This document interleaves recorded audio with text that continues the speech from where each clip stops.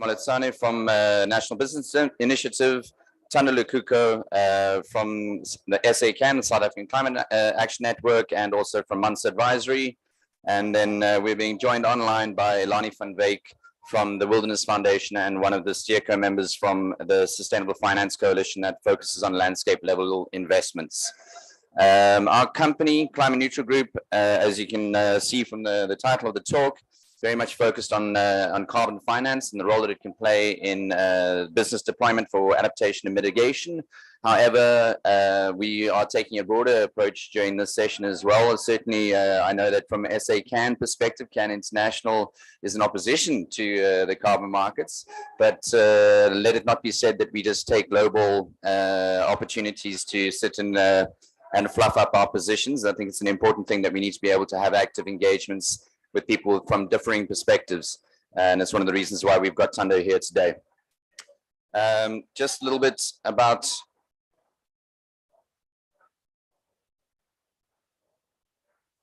skip forward, please. Just a little bit about our company. Climate Neutral Group has been around for 20 years.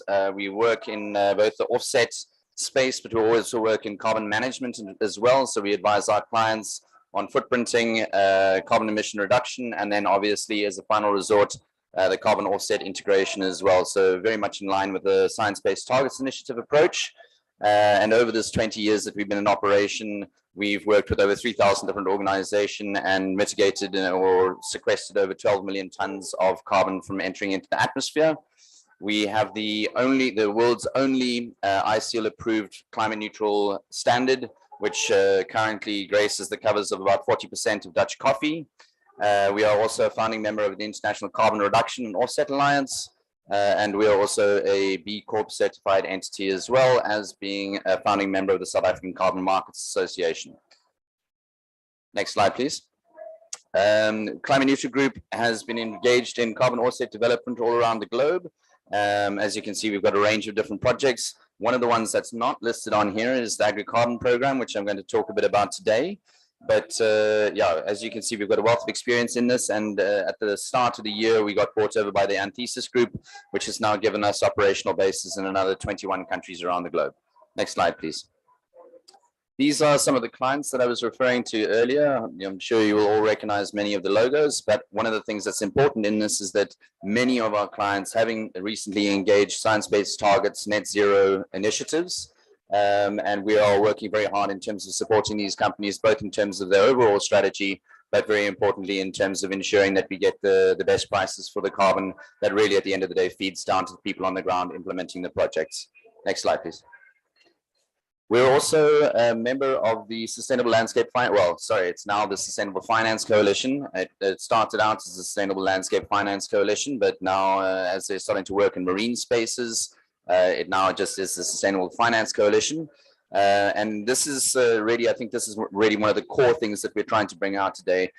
Climate Neutral Group doesn't believe that carbon offsetting is a silver bullet that needs to solve all of the world's problems. What it needs to be is it needs to be a tool in a suite of different solutions that can be presented both at a landscape level and also to the finance and business world in order to be able to secure meaningful layered income levels. And we've been the co-chair on the carbon market component, but also we're represented on the green bankable projects component and on the finance facility for extension support. So we're quite involved in this, and we look forward to what Elani is going to present on with respect to how the overall structure works. Next slide, please. And just to give you a bit of an idea, it really is quite a broad host of different companies that are engaged with the entity. We've got our logo up on there, but you can see that there's a very broad range of different organizations, and it's been very impressive to see over basically a 2-year period how this grouping of companies and NGOs and advisory entities has come together in order to be able to expand this approach, not only within South African landscapes, but into other regions across the sub-Saharan African region. Next slide, please. We're also engaged in, supporting academic studies and in terms of furthering the understanding around the climate impacts that we're expecting in South Africa, but particularly about how to be able to identify investment strategies that can mitigate some of the risks that we're going to be seeing through adaptation initiatives. And we're currently partnered with the commercial arm of Agri Enterprises and Trace and Save, which is one of our key founding partners of our program, in terms of delivering a study on climate smart agriculture technologies within beef value chains that's being conducted for the IFC and FirstRand, which is nice to see FirstRand in the audience today. Next slide, please. And just in terms of one of the reasons why this is so important from a South African perspective, really, as you can see, over 90% of land in South Africa is heavily degraded. And next slide, please. Not only that, very importantly, we've lost between 45 and 65% of our soil organic carbon. And the reason why this is such an important issue, so one of our, as I mentioned just now, Trace and Save being one of our key partners in the development of the Agri-Carbon program, They've recently concluded a study that they were doing in conjunction with Nedbank and WWF, where they were looking into the water retention capacity of soils that have increased carbon levels. And what they found was that soils with carbon levels of under 1.7% are 22% less water retentive than soils that have organic carbon percentage of 2.3 and above. That makes an enormous difference to the South African circumstances. Not only does it impact on fertility and the productive outputs of land, and particularly agricultural land, but given the fact that agriculture in South Africa uses around 70% of our total water, and we have already allocated over 98% of our available water resources, being able to reduce the footprint of our agricultural land by improving our soil organic carbon levels is absolutely critical towards being able to go into the increasingly unstable climate future that we're experiencing in the country. Next slide, please. So this is just a short video that I wanted to show. And we had an interview at the end of last year with Reuters on the first phase of the program, which we'd rolled out last year. And then unbeknownst to us, I did an interview with them, and next thing I know, I had this video popped in my inbox. And I think really, given the fact that I'm trying to keep things short and sweet, this is quite a good way to be able to provide a synopsis on the program.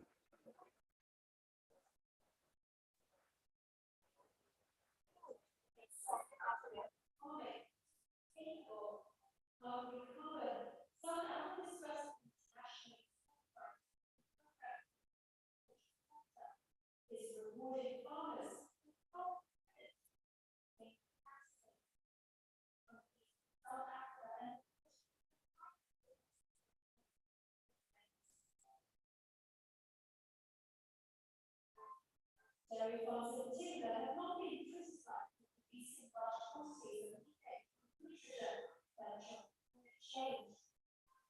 Landsfoot Farm, where Mark Rubin is the owner, very happy. It is more than half its nitrogen per year.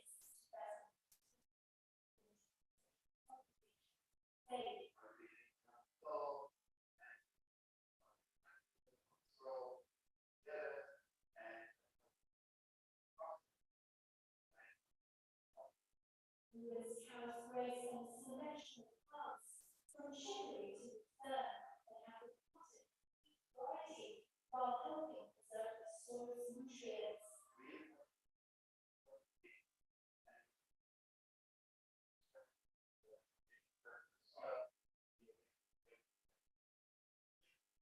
Rotation grazing has been and fertilizing use are other ways of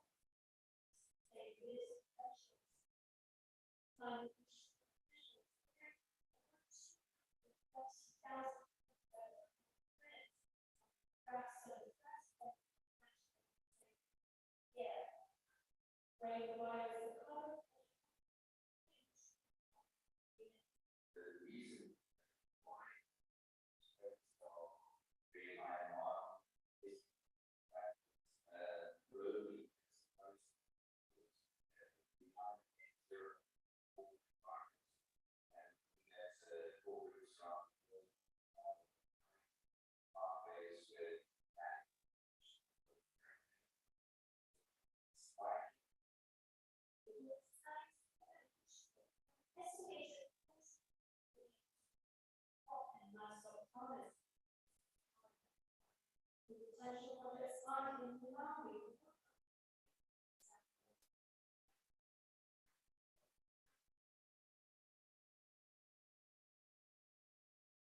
Okay, thank you. Next slide, please. Yeah, so I think that sort of gave the key features of what the program looks like very visually. But from a practical perspective, really what it comes down to is about the functional activities that happen on the farm. So this little circle on the left-hand side of this, well, your right-hand side of the screen, your left.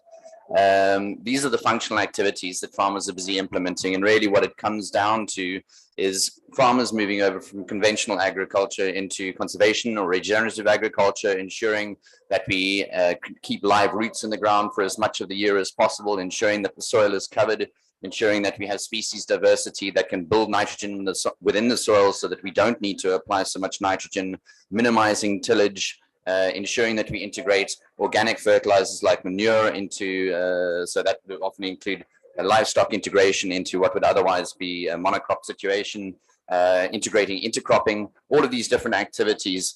Essentially what they result in is improved carbon, less inputs, better water retention, improved outputs.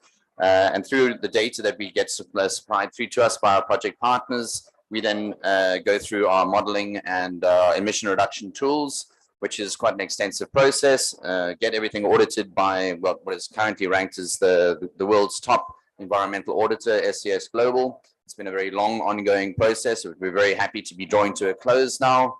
And we're hoping that before the end of the year, that we will be then sending on the final monitoring report onto Verra Carbon Standard, and we're looking at an issuance in February next year. And then we've already engaged in a contract to have all of the credits taken off by an international buyer. I can't quite release the details of that just yet. And then from there, we will then be paying out our farmers the majority of the revenue from the carbon sales. So really, I think, very important, it's a win-win scenario on all fronts. It helps our corporates enormously in terms of their footprint management, but most importantly, it improves the adaptive capacity of farmers and ensures there's a financial incentive in order for them to be able to move over from a type of agriculture that has consistently been a big emitter of greenhouse gases historically into a far less emitting future and into a far more resilient future. Next slide, please. And this is really what it looks like practically. So this is, unfortunately, this will be one of the fields that will eventually count as a carbon reversal. So this will need to come off the buffer that gets held in reserve. But the reason why I put in the slide, so as I'm sure anybody who has any experience with South Africa knows, Eskom is a massive challenge. So our farmers are constantly dealing with the fact that they're unable to pump at times of the day when they want to. So one of our farms that I went out and visited about 3 weeks ago, he's having to put in a retention dam at the top of his farm, the highest point, so that he can then gravity feed when he needs to. And what you can see here, I mean, if you see all of the area around the bulldozer, you can see the natural color of the soil. But you see the area where he's bulldozing, that's actually where the topsoil has been. So, and what you've got there, this is the evidence of how well he's been doing in terms of building his soil organic carbon. This is not like people keep saying to me that's like Bitcoin or something. This is not like Bitcoin. This is a quantifiable, measurable, visual thing. So yeah, that's what it looks like. And then next slide, please. These are just some of our project partners. We ourselves, we work through agricultural organizations that are specializing in extension services to improve conservation, regenerative agricultural practices. And they're the primary partners that work with the farmers on the ground and feed us the data. Next slide, please. Yeah, and these are just some of the outcomes from the first phase of the program. We worked with 39 farmers in 9 different regions, over 18,500 hectares, incorporating 380 fields, quantifying 7 different emission types, using 70,000 data points and generating just over 200,000 tons of carbon, which will make just over 30 million rands worth of revenue for the farmers. And of the carbon credit composition, 84% of that is the development of soil organic carbon. So yeah, they've done a remarkable job, and we're really looking forward to making that pay out at the start of the new year. Next slide, please. Yeah, so those are my details. You're very welcome to get in contact with me if you wanted to find out more about this project or other nature-based solutions. At this point, I'd like to hand over to Elani. Elani, are you online? Our virtual speaker. I am online. Great. Let's see if we can bring you up, Elani. Right. I would like to share my screen, if that's possible. Yes.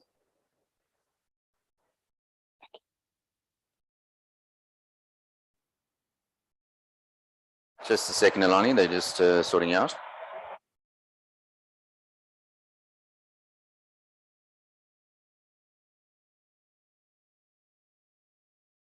Can you see that? Yes, we can. Thank you. You're good to go. All right. So I'm Elani van Wyk.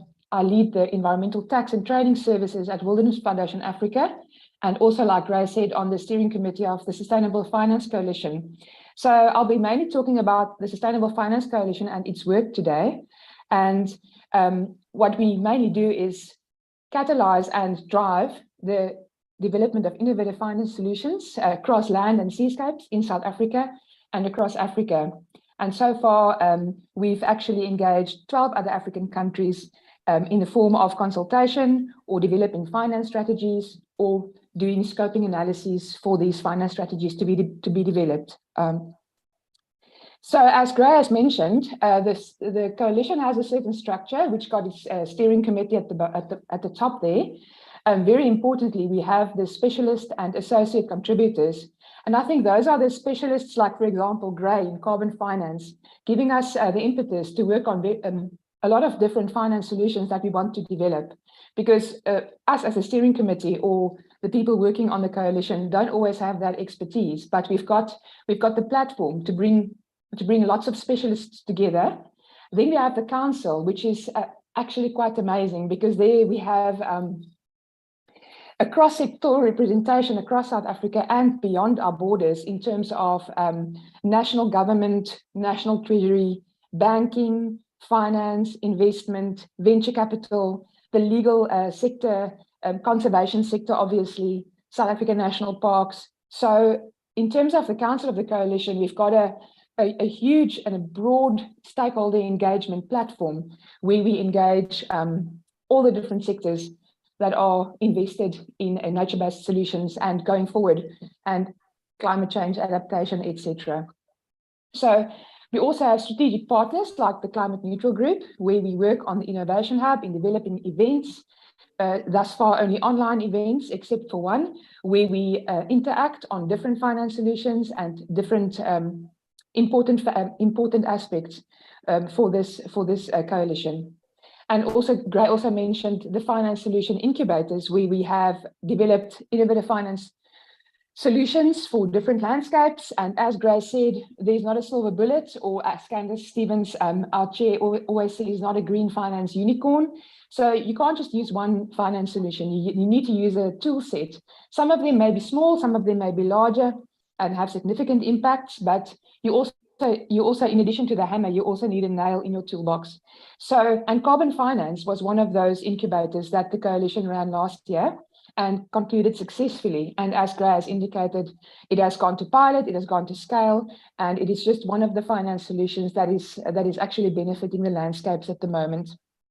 So the coalition wants to foster a cohesive land and seascape finance sector and develop new and innovative finance solutions. And I think very importantly for the coalition is the cross-sectoral reach that it has, cross-sectoral engagement. And I think as we engage more and more across sectors, people begin to realize that we're not silos, and we can work together in tackling all the climate issues and environmental issues that we all face. So we have a finance solution approach where we follow 4 steps in developing new finance solutions. The first one is the incubation stage, where we had the incubators on the previous slide. And there we have a lot of experts brought together who investigate the viability of developing a new finance solution. So what we ensure here in the incubation stage is that all the required building blocks are in place to be able to develop a new finance solution. And if there are any of the building blocks that aren't there and cannot be put in place in a relatively short period, we just don't follow through with this incubator. After incubation, we follow strategic development and piloting and see how this finance solution is implemented on the ground and what the benefit will be for the stakeholders and the landowners and the taxpayers involved. We also have an economic professor who actually assists us in attaching a value to the different finance solutions and what is estimated these finance solutions can bring into the landscape in future. And then finally, what we all hope for is that a finance solution can go to scale. And we've had a number of those in South Africa already going to scale and looking to be replicated across sub-Saharan Africa. Just a depiction of the different finance solution incubators that we had, and of which the carbon payments or carbon finance was merely one. We had a look at different tax incentives, biodiversity offsets, green economy bankable projects, and that is also where Gray and the Climate Neutral Group are involved. We had a municipal property rights and a debt feasibility study incubator. We're currently running one more incubator and looking to develop at least 4 in the next 3 years. I'm sorry, 6 in the next 3 years. So it's 2 per year. And that will be basically looking at 6 additional innovative finance solutions for land and seascapes in the next 3 years that the coalition is aiming for. The milestones for the coalition so far, so we've got the incubators that we concluded, piloted, scaled, the different finance solutions and the estimate income that's going to be generated by that for the landscape. We've reached 12 African countries so far, and that is also extending as we speak. Developed 6 different finance strategies for different countries and different institutions. And yeah, I think a big positive factor for the coalition is the council, where 16 sectors are represented, and as I mentioned, it's cross-sectoral, so it's so crucial in bringing in other sectors into the conservation engagement and conservation conversation. Yeah, and that's my story, Gray. I think you said I had 5 minutes. I'm not sure what the time is like, but I hope this was useful. Thanks very much. Thank you, Lani. And if you can stay online, it would be great to be able to also further engage with you once we've been able to get some perspectives from Thando and Ritumetse as well. So yeah, I think, I don't know if Thando, if you want to come up, we can just have a chat down here. I think that's probably the best place to do that. Yeah, I mean, are you happy to just, yeah, have a chat from there? I think really, you know, having worked with you in the past and also, you know, having experience of how it is that from an investment perspective, and even sometimes from an NGO perspective, you know, people develop concepts, they develop ideas about what they think is going to be a good concept within a particular landscape or within a particular community. And you know, I wanted to see if we could get some insights from you just in terms of what your experience has been around public participation and the importance of being able to ensure that public participation is effectively engaged in order to secure the resilience of a program, to get buy-in, and yeah, where it is that things can go wrong, and where it is that key sort of things that people should be looking for that investment landscape. Thank you, Craig. Excuse me. Yeah, so in previous projects, you know, one of the things for us that always remains true and continues to remain true, at least for the success of any project, is the level to which you include the communities oftentimes that are either dependent on specific project or that ecosystem, if you will. And sometimes, you know, the level of participation is also quite an important aspect. In South Africa, we've got what's called the public participation framework, which details the levels of participation that one has. The quality of participation that we have in an engagement oftentimes dictates the quality of success. So it's possible to have a project that as a standalone is able to achieve the target that you're wanting it to achieve, but no system ever functions in isolation. It's always dependent on other external factors, one of which is always people. So to be able to then include those people who are largely dependent on those systems to help, at least as far as possible in the designing element of that, it helps to ensure that when things around capacity building, when things around just the usability of those projects, the long-term sustainability of those projects, the likelihood and the chances of success are exponentially greater. One of the things that affects that is, of course, the distance, particularly where those who initiated the project are relative to where the actual project is being implemented. And we have to be able to have that capacity localized so that it's enabled to carry that particular work forward. One of the things that I think we're just having a chat about that is key to this, and I must agree, I did touch on it, I hope you don't mind, is the transparency issue. And that one is usually a difficult one because, of course, depending on the level of involvement one has in the design element, there's certain things that can be shared, certain things that can't be shared. Now, whilst we agree that one can never have 100% full transparency for various reasons, in our experience, in our projects, the more transparency that one has, the greater understanding that one has around what elements or where it is a person can participate, the better the chances of someone understanding what is expected of them and how they might interact with any specific project. So even having watched now some of these projects, and you would have heard that as an organization, we might not agree, but I can't deny as well that, when I look at things like regenerative agriculture, I see the potential that it has, particularly for communities. I mean, you take an example like what's happened in KZN, particularly those rural communities there, their land was swept away when they had the floods. So now is as difficult as an environment it is, but it does create an opportunity to do things differently, to do things new. With that, it brings in this element again of how do we then involve these people in these spaces to ensure success of these particular projects? How do we ensure that we are able to meet both our climate imperatives, but also the development imperatives, which are key, if at least in the context of South Africa. So some examples to this is we did some work out in rural Eastern Cape where we worked together with a community in Sabomvu where we did farming. And that was one of the first times, it was a little while now, but that was one of the first times we really tried to pilot this thing of how much involvement can we include or can we have in a specific locality. And we're happy to say that, you might find that even though the timelines, which is always a concern, might be delayed between the two organizations or the community and the principal, but once you kind of get over that that initial hurdle, the involvement, particularly by those who incepted or the principals, becomes less and less, because those who are within the locality are able to then run with the work and continue to deliver on the things that the project ought to deliver on as per the design.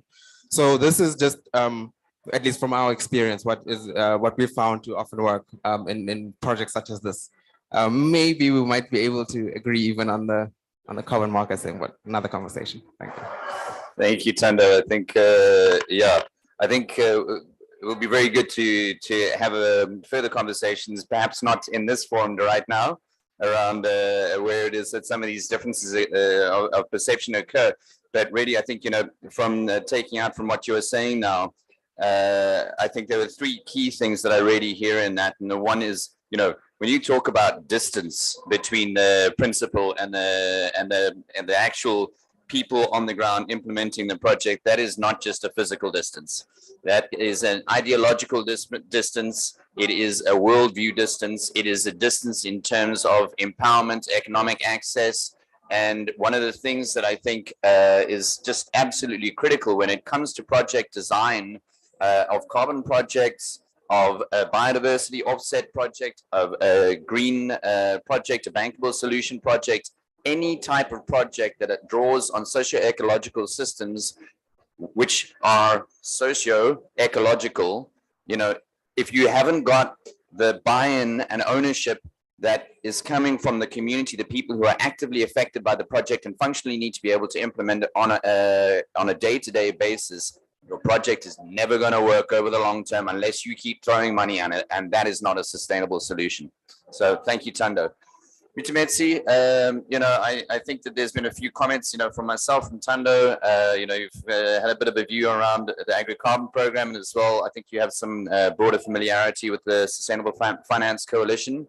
It would be great to hear from National Business Initiative's perspective around where it is that you see challenges in terms of being able to implement these types of solutions within the South African circumstance, particular opportunities that you might feel that are starting to occur within the space.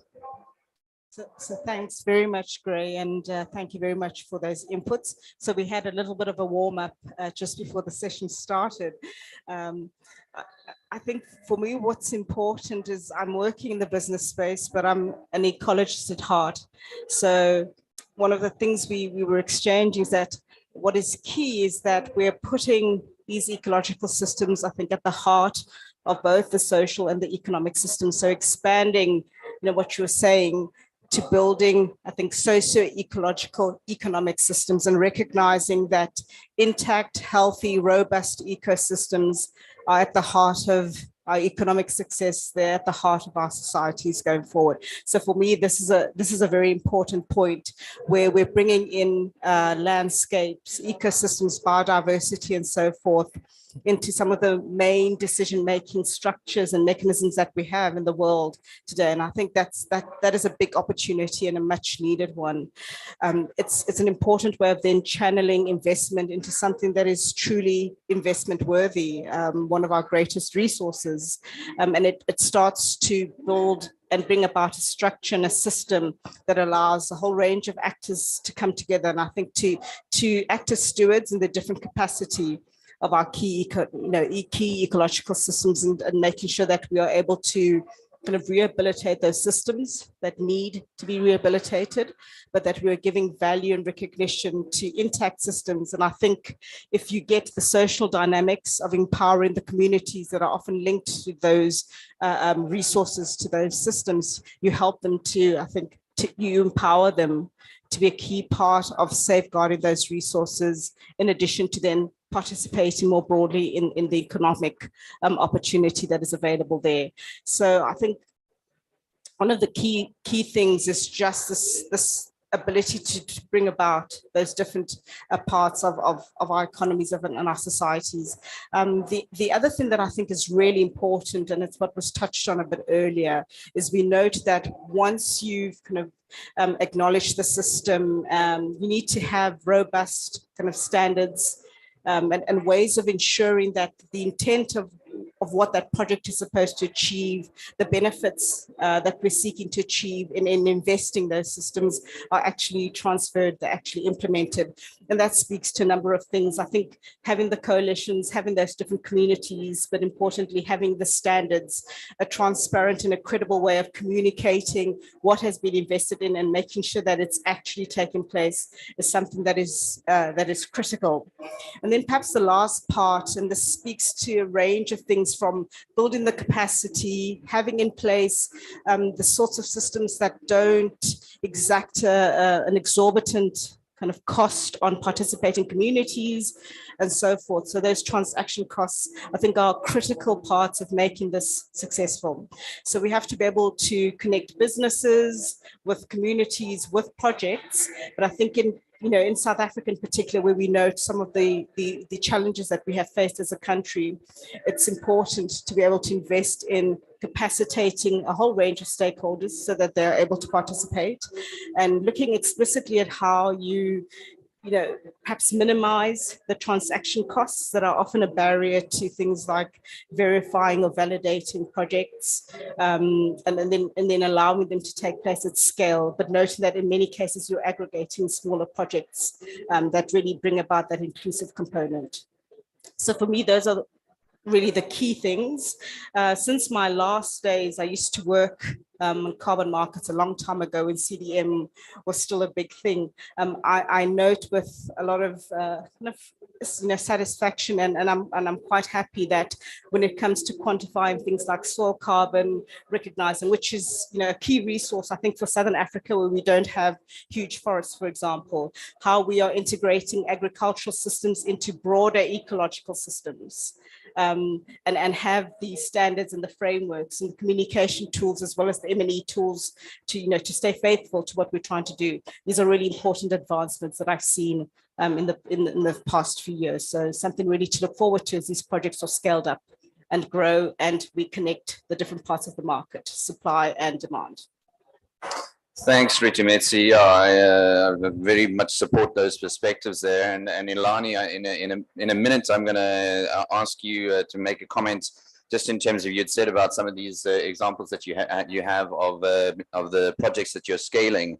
And I wanted to ask you just in terms of what your perspectives were around public participation and being able to integrate the sort of the community ownership aspect in there. But before I hand over to you, Ilani, I think, just, one of the key things that we've received criticism from when we've been engaging with, particularly with state representatives. I've been on the road quite a lot over the last few months, meeting with academics and state role players, also business role players as well. And every time when, I've gone through and had a conversation with state actors, the first thing that they say is, okay, and what about smallholder farmers? And the response on that is that we're trying to get there. And the reality is that at the moment, we're not being able to service smallholder farmers in the way that we want to, setting up the structures in order to be able to deal with data management, particularly in a smallholder environment where people don't necessarily have land tenure, where they are not as computer literate, where they don't have the same access to technology like that many of our commercial farmers do. We've primarily been focused on let's just first build this structure, which has already taken us 2 years, and then the next major point on our horizon where we need to be able to reach towards is to be able to get into that smallholder space and being able to try and develop the structures that will support that. And this is, I think, one of the landscapes, Ilani, I don't know if this is, that might be throwing you a bit of a lowball here, but in terms of one of the landscapes that we are very interested in, and one of the areas that we've been participating in, we've been doing quite a lot of work with Sandparks. So they have a strategy to expand their hectares under conservation by an additional 1.75 million hectares. And that's just within the next 3 years. And one of those areas, it's a really significant chunk of that, is what is now being established as the Grasslands National Park. And really there, what we're seeing is we're seeing one of our compatriot organizations.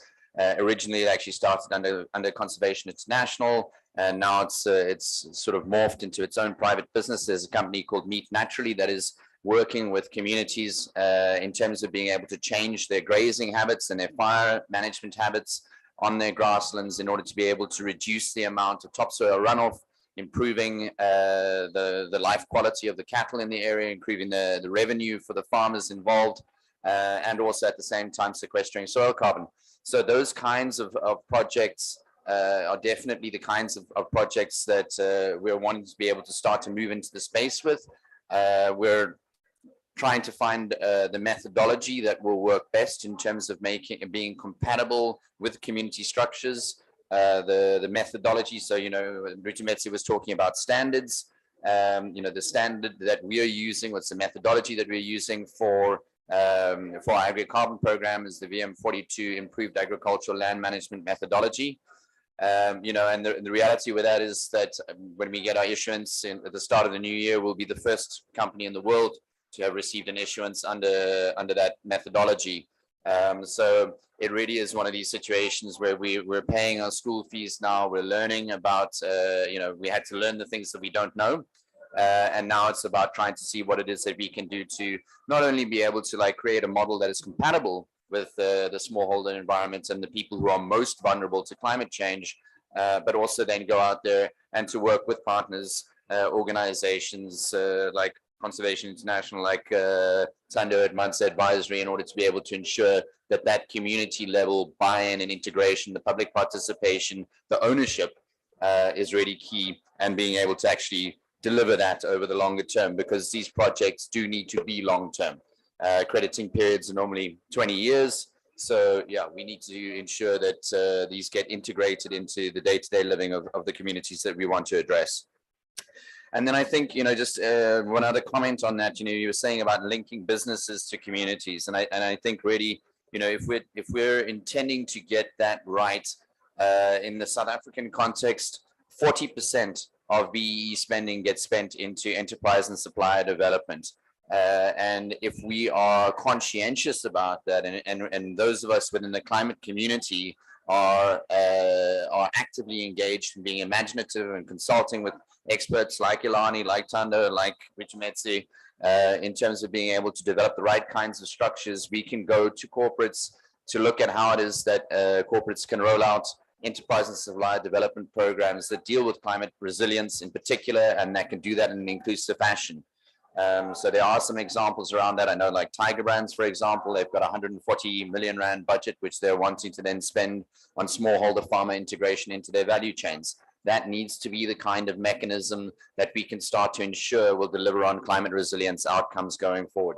And I'd like to see that there's more and more of that kind of initiative, because as you rightly mentioned, the barriers to finance within, particularly if you're looking at landscape level investments, a lot of the financial firms that I've been speaking to, they're not really interested in investments with ticket sizes of less than 100 million rand. And it's very difficult to come up with a project that is going to deliver a suitable return on investment for 100 million rands project in a landscape, when really what you're talking about, particularly if you're talking about communal land projects, are much smaller distributed projects that are of varying different natures. So we need to try and ensure that we can disaggregate these big ticket numbers in order to be able to parcel them out on a much more meaningful level. Ilani, are you still with us? I am, Greg. Okay, so now that I've given you a lengthy bit of, you had 2 whole minutes to prepare there. Have you got any comments? Any comments on some of these projects that you're scaling, some of these examples, and the public participation component? Yes, so one of the very successful, significant finance solutions that we've developed is Section 37D of our Income Tax Act. And there we've been engaging communities who are farming on communal land under communal property trusts or communal property associations.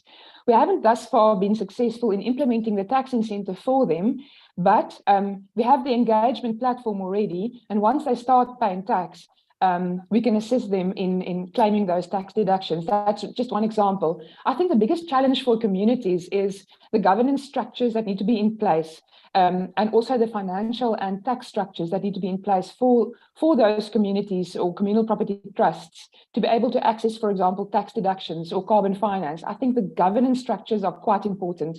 And I think that is where a lot of support is needed. And from the side of the coalition, we can provide that support because we've got legal partners, strategic partners that are able to provide legal assistance for those governance structures to be put in place.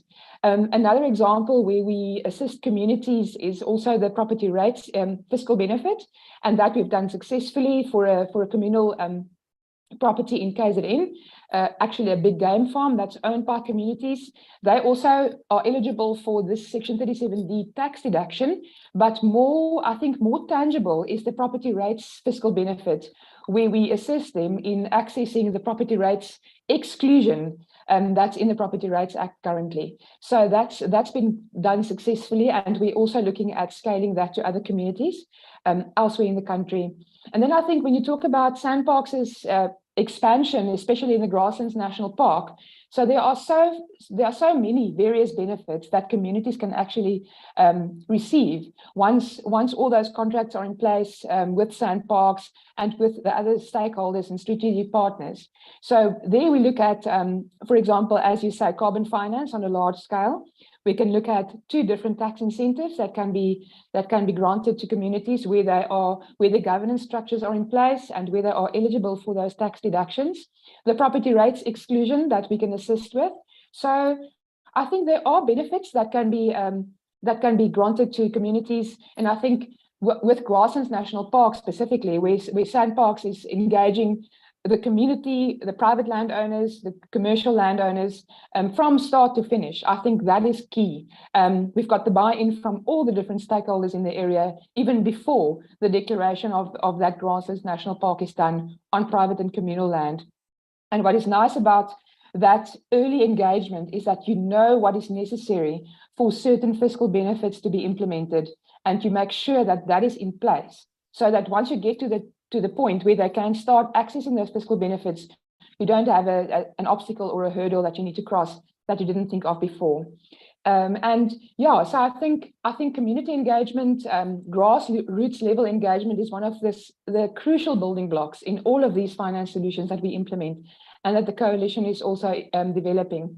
And then lastly, the finance facility incubator that we are currently developing is basically looking at smallholder sustainable regenerative farming.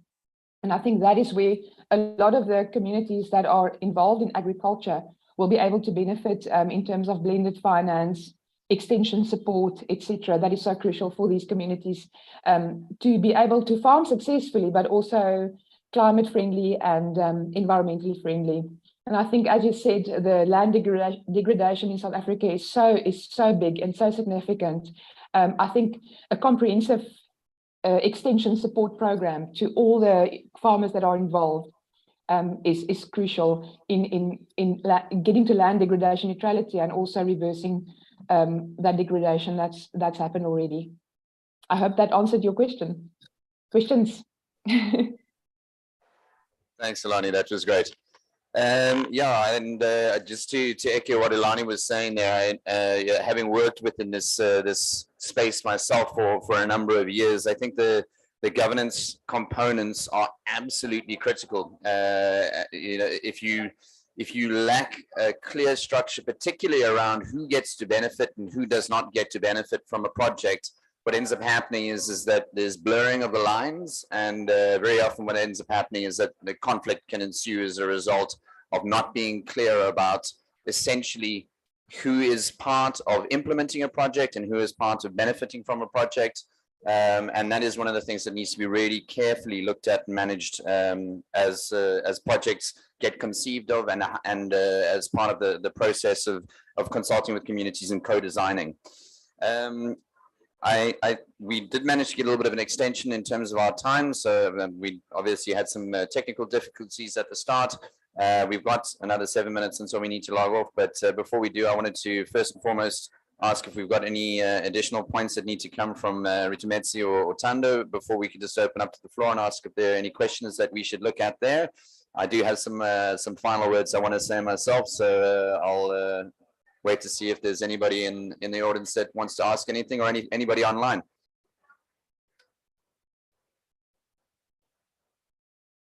Deathly silence, okay.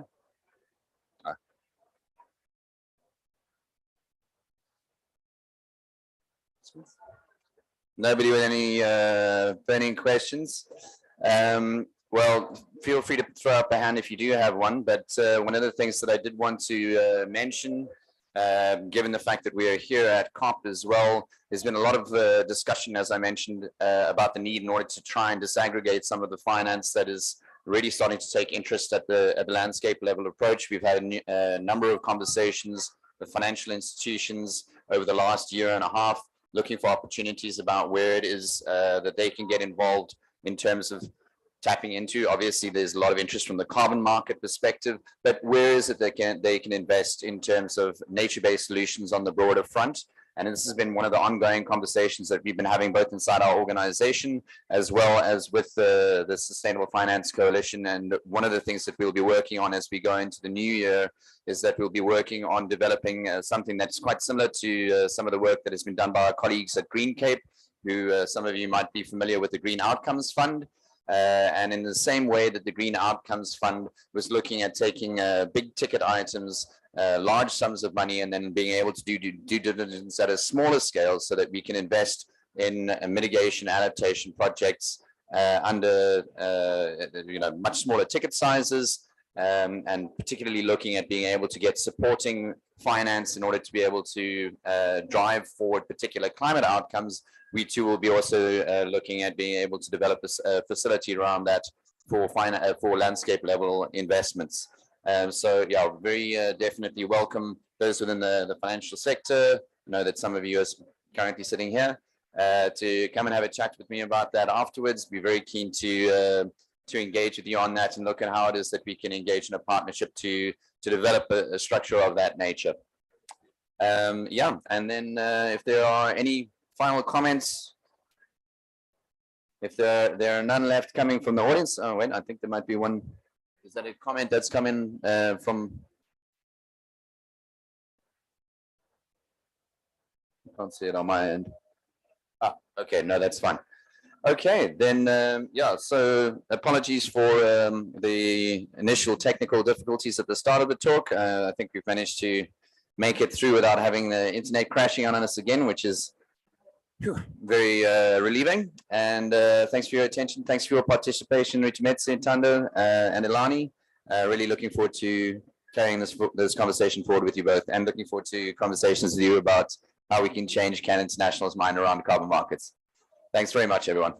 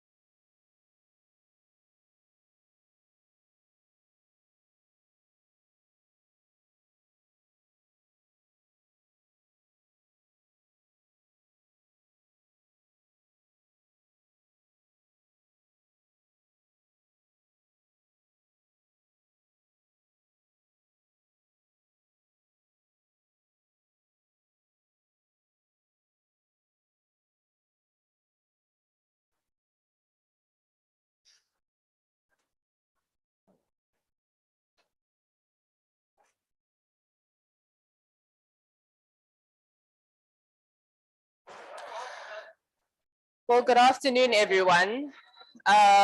Today's session is the trade union takeover. So you're in the right place. Yes, finally. Okay, so welcome to this afternoon's session. Today's side event is titled A Just Climate Finance Regime for a Just Energy Transition Partnership. So with the launch of the JETP-IP on Friday, I guess there's a lot of questions, there's a lot of thinking around, what's the most just way to think about finance in order to bring about the just transition imperatives that we all seem to think about. What's clear is that the private investment is probably going to take care of itself. What becomes more complicated in the broader scheme of things is how do we mobilize finance in order to deal with the social aspects of the just transition, which are very critical considering South Africa's structural issues and structural problems that we deal with on a day-to-day basis. So to help me unpack this very difficult concept and to deal with some of the other thinking in terms of this broader question of how we factor in social and financing the social aspect of our transition is Dr. Basani Baloyi, who's the senior researcher for the Institute for Economic Justice, as well as Professor Celine Tan, who is the professor at the University of Warwick. I'm going to start off with Professor Celine. If you could maybe give us your initial thoughts in terms of unpacking the subject matter for us, and then straight after that, we'll go into a presentation from Dr. Basani. Over to you, Prof. Celine. Hi, good morning. Yeah, I was not expected to be the first speaker because I think I was listed as the third one on my list. So I'm not sure whether Basani, do you want to go first and then kind of like set the scene, and then I can come in with the what I have to. That's fine, Prof. We'll take Basani first, and then that's brilliant, because what I think will be complementary, because I think Basani will give the kind of local issues, and then what I can do is then flip out to the macro. That's okay. Perfect. Basani, you'll come in, and then after that, we'll take Prof. Celine. Thanks, Celine.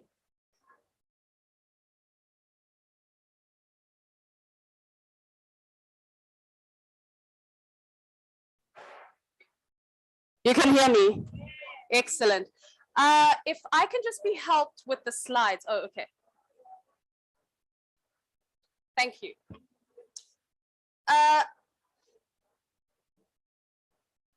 Next slide, please. Just to say that this presentation or output was put together by myself and my colleague Jezri Krinsky, who's unfortunately not here with us, but just to acknowledge his effort as well. So the purpose of this presentation is first to explain the implications of a de-risking climate financing regime through the use of blended finance and public-private partnerships in energy generation, that is IPPs, on a just energy transition using the JET-IP as a case. Secondly, it's to outline possible climate financing pathways that may support a just energy transition and their associated risk. Next slide.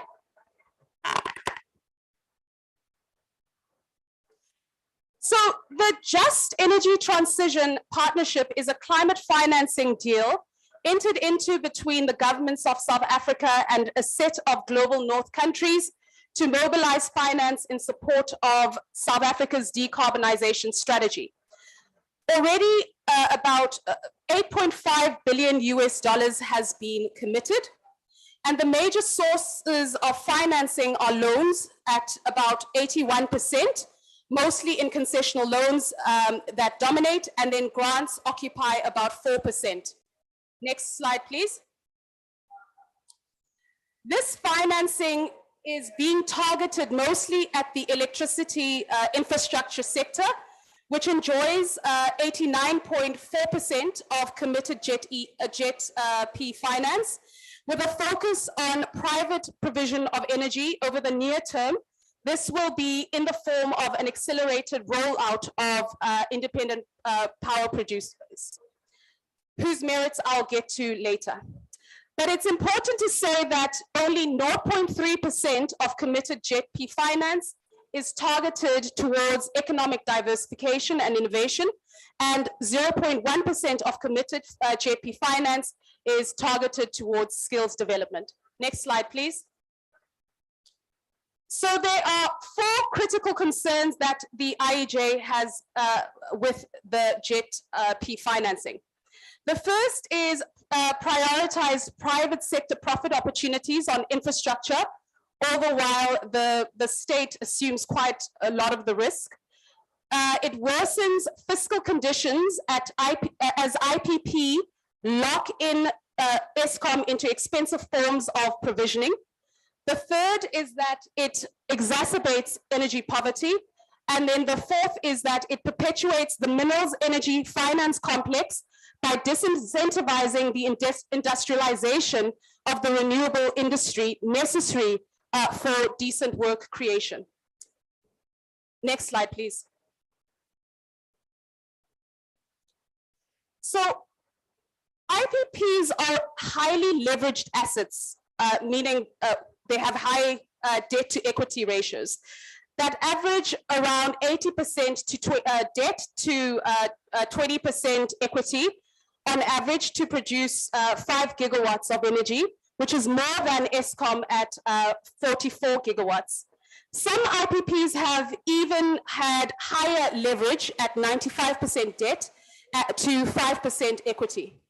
The private sector project owners apply measures to de-risk this debt exposure, this risk exposure, by first financing their projects through what they call off-balance sheet financing, meaning they create separate entities that are not listed on the stock exchange and thus don't report their financial statements. And they make these entities absorb the debt and the risks and rewards associated with the project.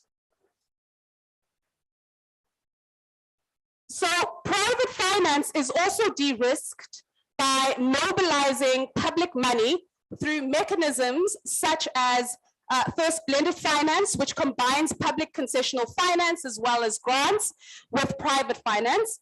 And the presence of public finance at concessional rates as well as grants reduces the cost of financing the private finance, right?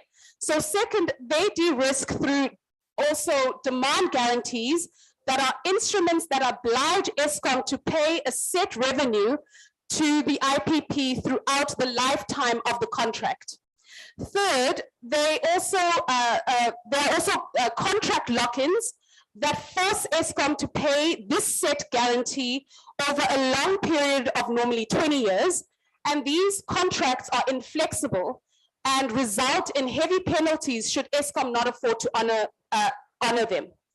With the risks significantly reduced, and once the IPP is in operation, the private sector is free to extract future revenue streams that can accrue in year 15, for example, in the year 7 of the infrastructure operation by refinancing the loan and also reselling the shares of the IPP in secondary markets to make more money.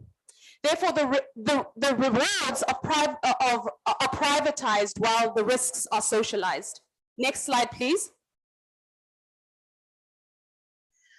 Until recently, IPPs required state-backed guarantees. That is a guarantee that the state will be able to pay the loan obligations should the need arise. And this would be required to make these the IPPs bankable, right? Or profitable. The private provisioning of energy needs about 5 times more backing by the state than Eskom under bid window 1 to 4. And in line with this, it is welcome that the JET IP appears to move away from state-backed guarantees in the REAP. However, this is only for future IPPs because the JET IP's contingent liability section, which is where state-backed guarantees would sit, makes no mention of the reduction for the removal of REAP state-backed guarantees under bid window 1 to 4, choosing only to focus on mechanisms to reduce Eskom's state-backed guarantees. So such a reduction in state-backed guarantees for bid window 1 to 4 would require the state to enter into renegotiations with those IPPs so that the state can implement a considered sustainable solution to managing this public liability. Previously, attempts by the state to renegotiate contract terms to manage Eskom's fragility were thwarted by the IPP sector's threats of court action. And this implies that the status quo of high state exposure to IPP state-backed guarantees will remain with the risk borne by the state and the profit reaped by the IPPs. Next slide, please. It has been cheaper to produce energy due to the falling price of renewables at successive bidding rounds. Demand guarantee lock-ins of early bid rounds prevent the benefits of current cheaper market prices. So Eskom CEO, Mr. De Ruyter, and Public Enterprise Minister, Gordhan, proposed the renegotiation of bid window 1 and 2, which were highly subsidized by feed-in tariffs. But the private sector, empowered by extremely costly lock-in clauses, threatened court action. And lock-ins, because lock-ins give the IPPs a sort of a monopoly position where they are less subject to competitive pressures once built. This inflexibility serves then to deepen Eskom's fiscal fragility. Next slide, please.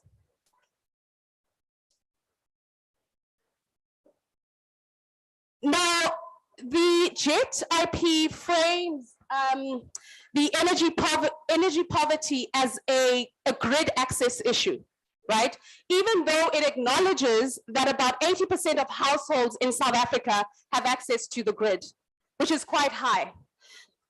What it neglects, however, is that energy poverty in South Africa is an affordability issue, right? People can't actually afford energy, right?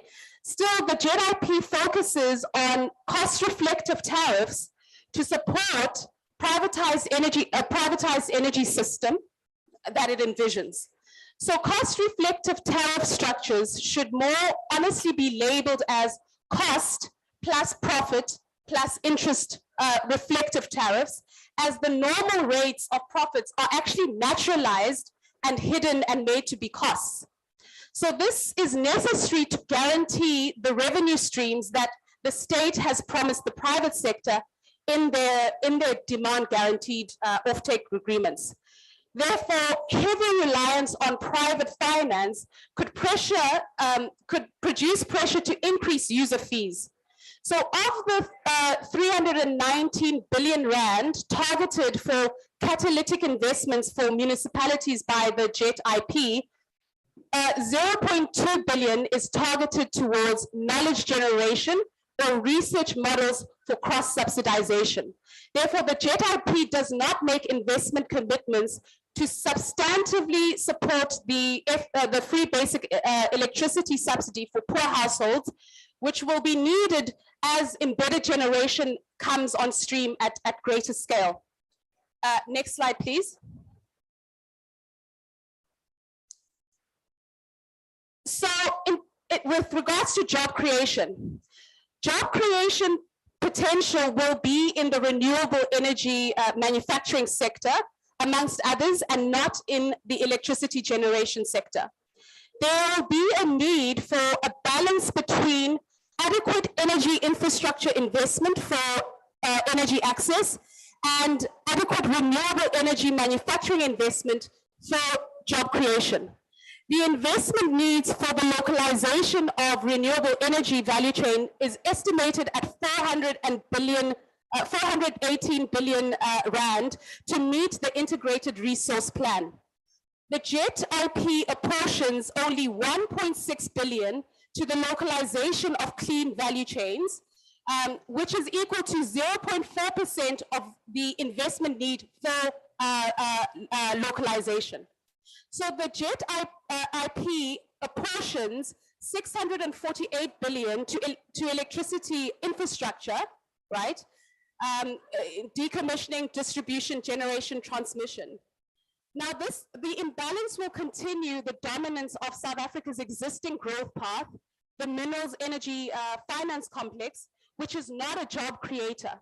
Robust industrial financing that supports the industrialization of renewable energy value chain is necessary to counterweight the short-term price rise associated with the renewable localization sector's development. Without the cheap financing that the renewable energy generation sector receives to make it competitive, then the renewable energy manufacturing sector will falter because the IPP sector will continue to resist industrial policy measures that impact the cost competitiveness of inputs into renewable energy generation, because their objective is to maximize profit at least cost, no matter the developmental implications. Next slide, please. So a just energy transition financing pathway must ensure that climate or environmental policies are supported by robust industrial policy and social policy and an appropriate financial resource mobilization. There are a couple of pathways we speak about. The first is, okay, we live in a world where IPPs exist. How do we ensure that we can regulate these things so that an appropriate risk return sharing scheme is met to benefit both public interest and the private, if at all?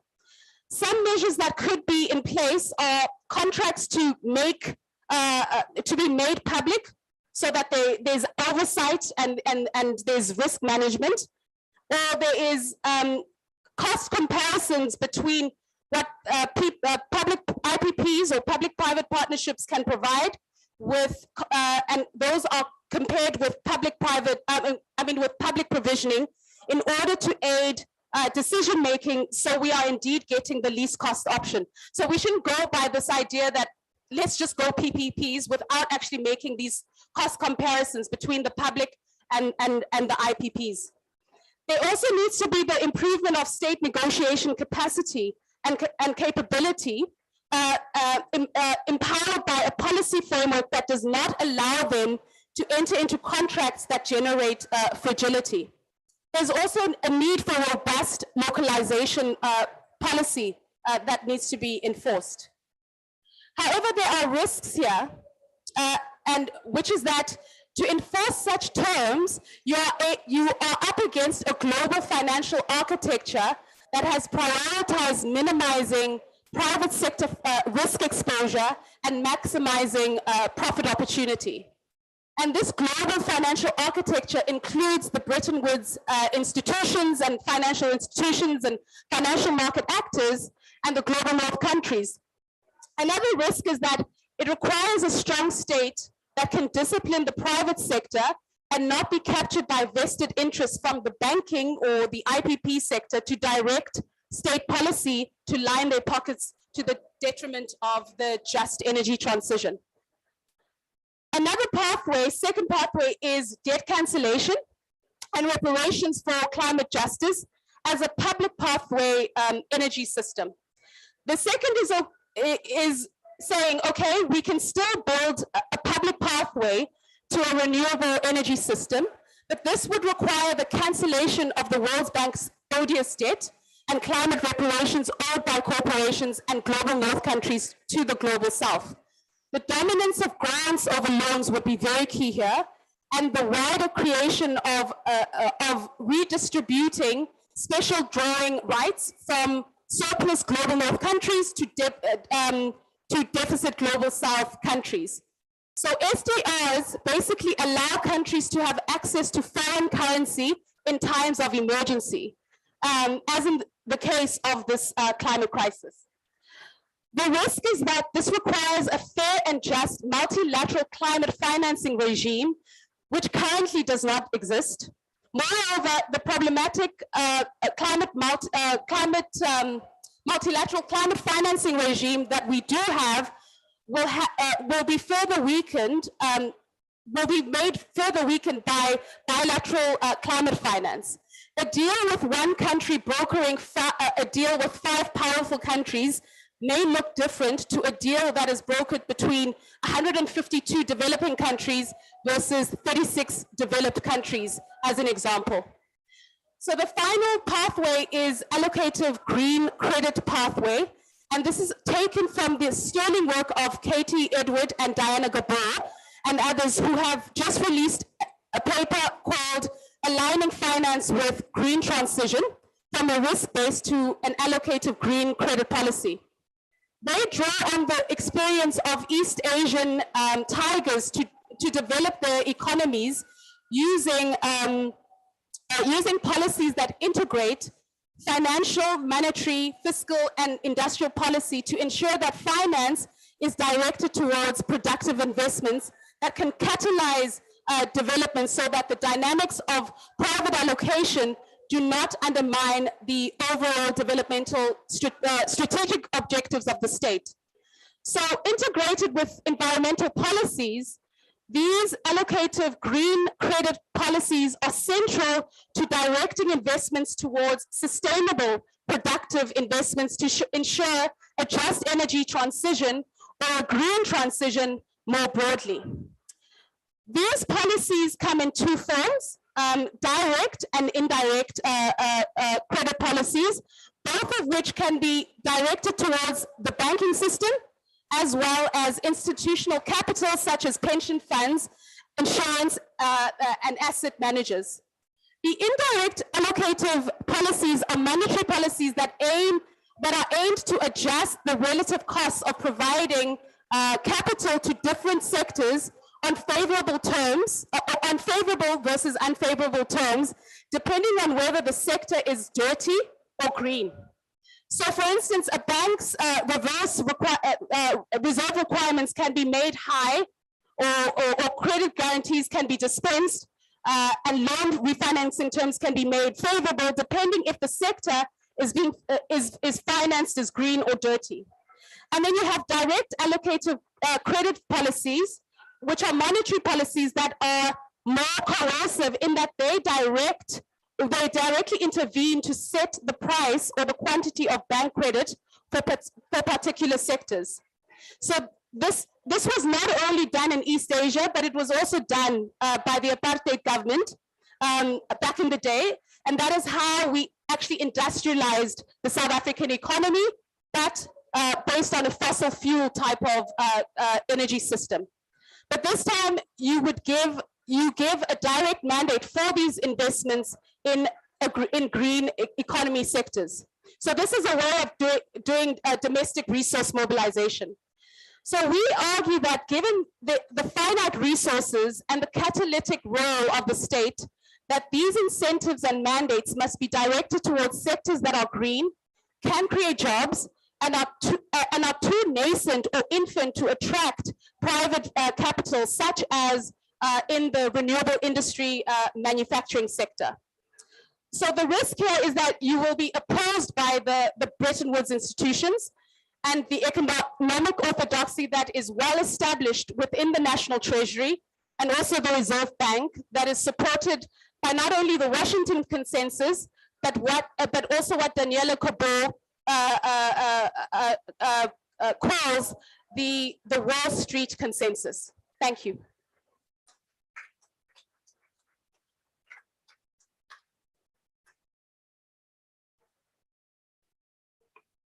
Thanks, Basani.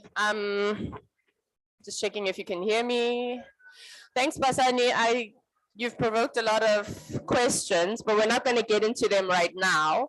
We're going to go straight into the presentation by Professor Celine Tan, and then we'll give you 20 minutes to do your presentation, and then we'll take questions for your presentation as well as the one that Basani has just made. So over to you, Prof.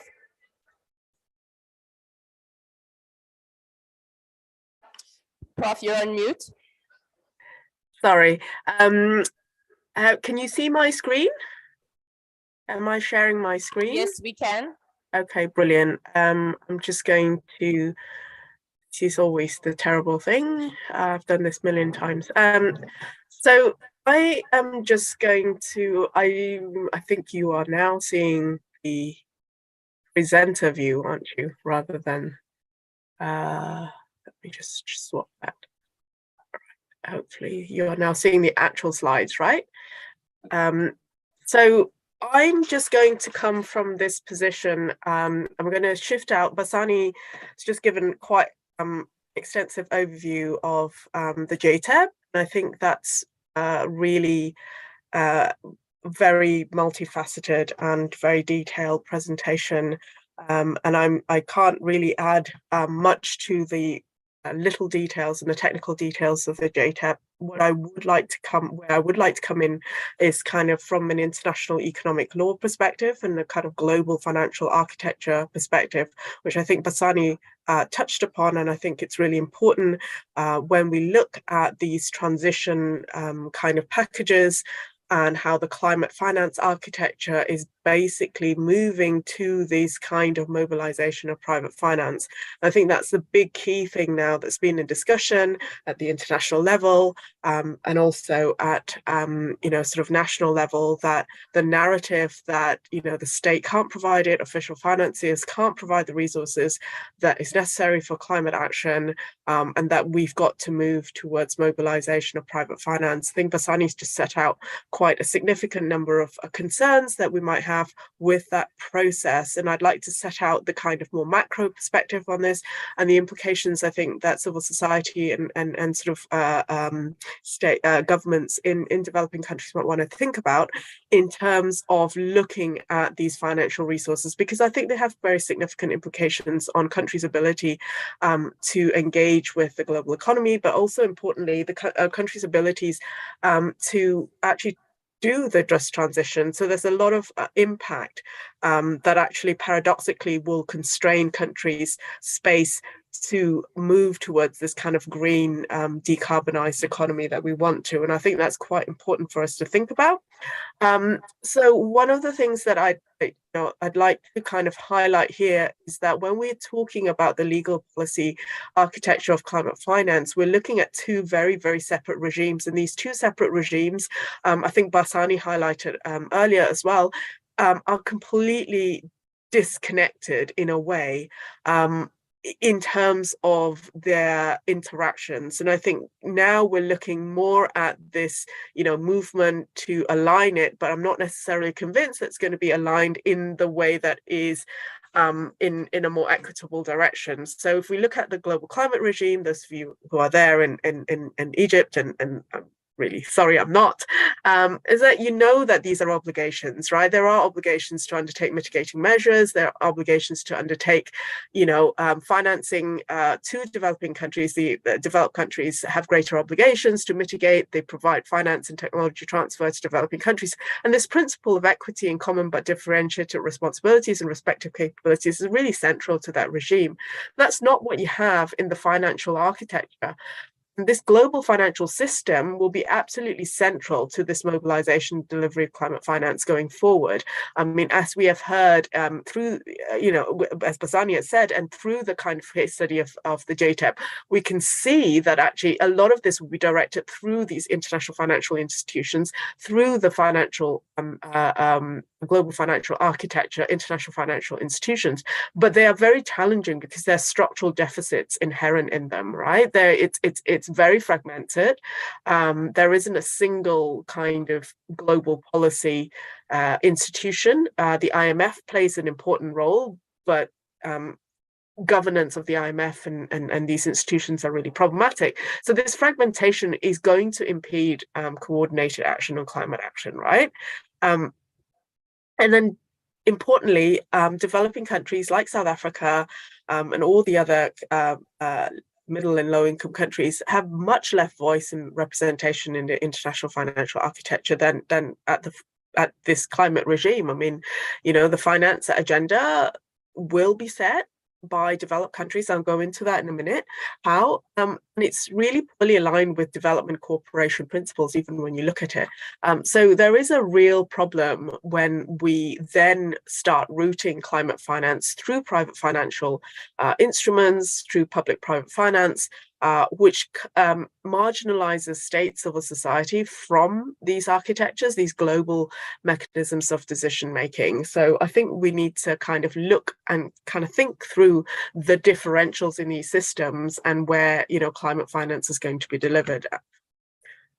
So that's just briefly where we see ourselves, I think, you know, which is relevant to the implementation of JTAB. We've got mainstreaming of climate considerations into policy making, mobilizing, leveraging private finance, and retooling public finance to climate action. A lot of this is, you know, fundamentally inherent in how the JTAB is going to be implemented, because it will feed through the kind of global policies, will look very much, you know, be implemented through these kind of national packages, and we kind of need to kind of realize how they do that. I think one of the key areas that I think JTAB and other sort of packages like that need to be looked at from a lens is to look at these mechanisms as an attempt to create markets for public good investments, and climate finance being one serious part of it. And how this is being done is through international development policy and operational practice by creating financial incentives. And I think Basani kind of like, you know, really outlined them in quite detail there, and how, you know, financial incentives are created in terms of providing finance to lower the risk of investors, willing to lend to sovereign, non-sovereign entities, investing in SDG related areas or climate related areas. Then you've got the other secondary part of it, which is the regulatory incentives, right? So the creation of improved regulatory environments to encourage investor access. And that's the crucial part of it, I think, here, when we think about these financial packages. In what way are the, you know, is this move? Because I think JTAB talks a lot about creating the enabling environment. And I always get a little bit concerned when international financial institutions talk about creation of enabling environments, because they're not necessarily enabling for the right reasons. And I think we need to look at how those policy and legal changes are creating pipelines of investable projects for these markets. And through these, you know, audit mechanisms, changing corporate company law, governance, environmental, social governance regimes, which all look on the surface really, you know, exciting and incentive and you know, pro climate action. But I think we can see just even from the case study of JTAB that it is really problematic, and we really need to take, you know, a step back and think about what that means. And I think I just wanted to go through some of the concerns with this movement to this kind of private finance driven modality of delivering climate finance, which is that this rapid diversification of actors, right, it would complicate the oversight and accountability of development and climate finance, right? If the further away we move from the multilateral climate regime in terms of the reporting and accountability mechanisms within it towards these kind of climate clubs, bilateral partnerships like JTAB, there is a danger that we will kind of lose this ability to map, track, and account for financial flows, right? So the monitoring regimes, how, you know, certain finance are mobilized, how much of it is mobilized, where does it go to? This is really problematic. And when we go into kind of climate finance markets governed by industry-led private governance regimes, this increases the risk of regulatory capture by private interest groups. So you have stakeholders, including developing country governments, local communities, civil society, they become passive beneficiaries of standards. So if you look at all the standards that is being set now in terms of determining what constitutes ESG or climate disclosure benchmarks, they're all primarily driven by sort of, you know, the main financial centers and private actors. There's very little input from, you know, the global south in these private networks, but yet these benchmarks are going to be very crucial in terms of determining access to capital for developing countries in the future. So I think this is really important. And also the other thing for more at a more local community level, there is a lack of disclosure and grievance mechanisms, right? It makes it really difficult to then ask for disclosure about impact, environmental, social impact of projects, because they're rooted through private finance.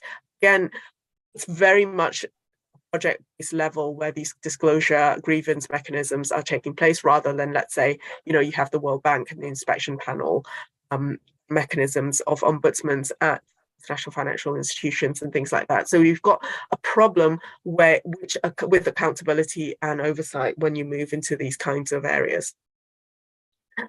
The other area, again, something that Sani had raised her concern with, and I echo that, is this issue of deepening the financial exposure to capital market instability.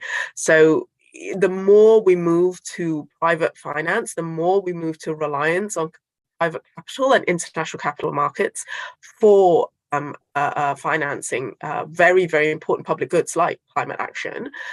You're exposing, increasing the porousness of developing countries to global financial conditions.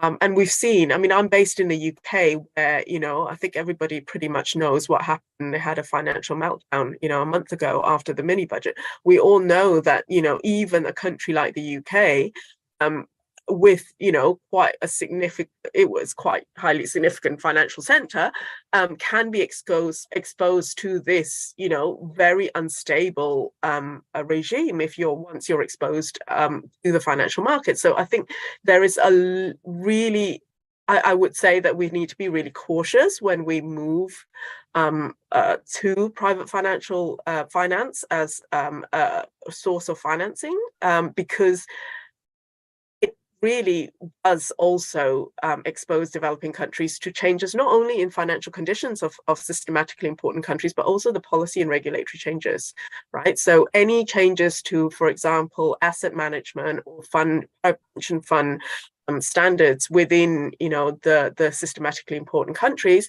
will have an impact on developing countries' ability to raise capital, because those sort of patient capital, which is what the financial institutions want developing countries to attract, will then have their own ability to invest constrained by regulatory changes. So they might have to, which is what we saw happen in the UK financial markets, dump bonds, for example, because they can't hold certain liabilities, over a certain period of time if the financial conditions changes because of regulatory constraints. So we have all these impacts that once we move into the privatized financial markets,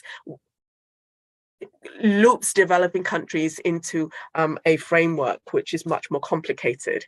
Then, of course, you have these enabling environments that do constrain governments, and you can lose control over the pace and direction of credit creation within your own economies as a consequence of that. And there's no evidence that this kind of private ordering regimes, that the whole ISSB standards, ESG standards, anyway will overcome the structural deficits within the international financial markets, because green bonds are just principles. They are not subjected to any additional regulation that will support countries in a case of debt default or debt distress. Okay, so you might want to issue a green bond, but what if you can't pay up or you're in debt distress? There is a real problem. There is nothing there to protect countries from that kind of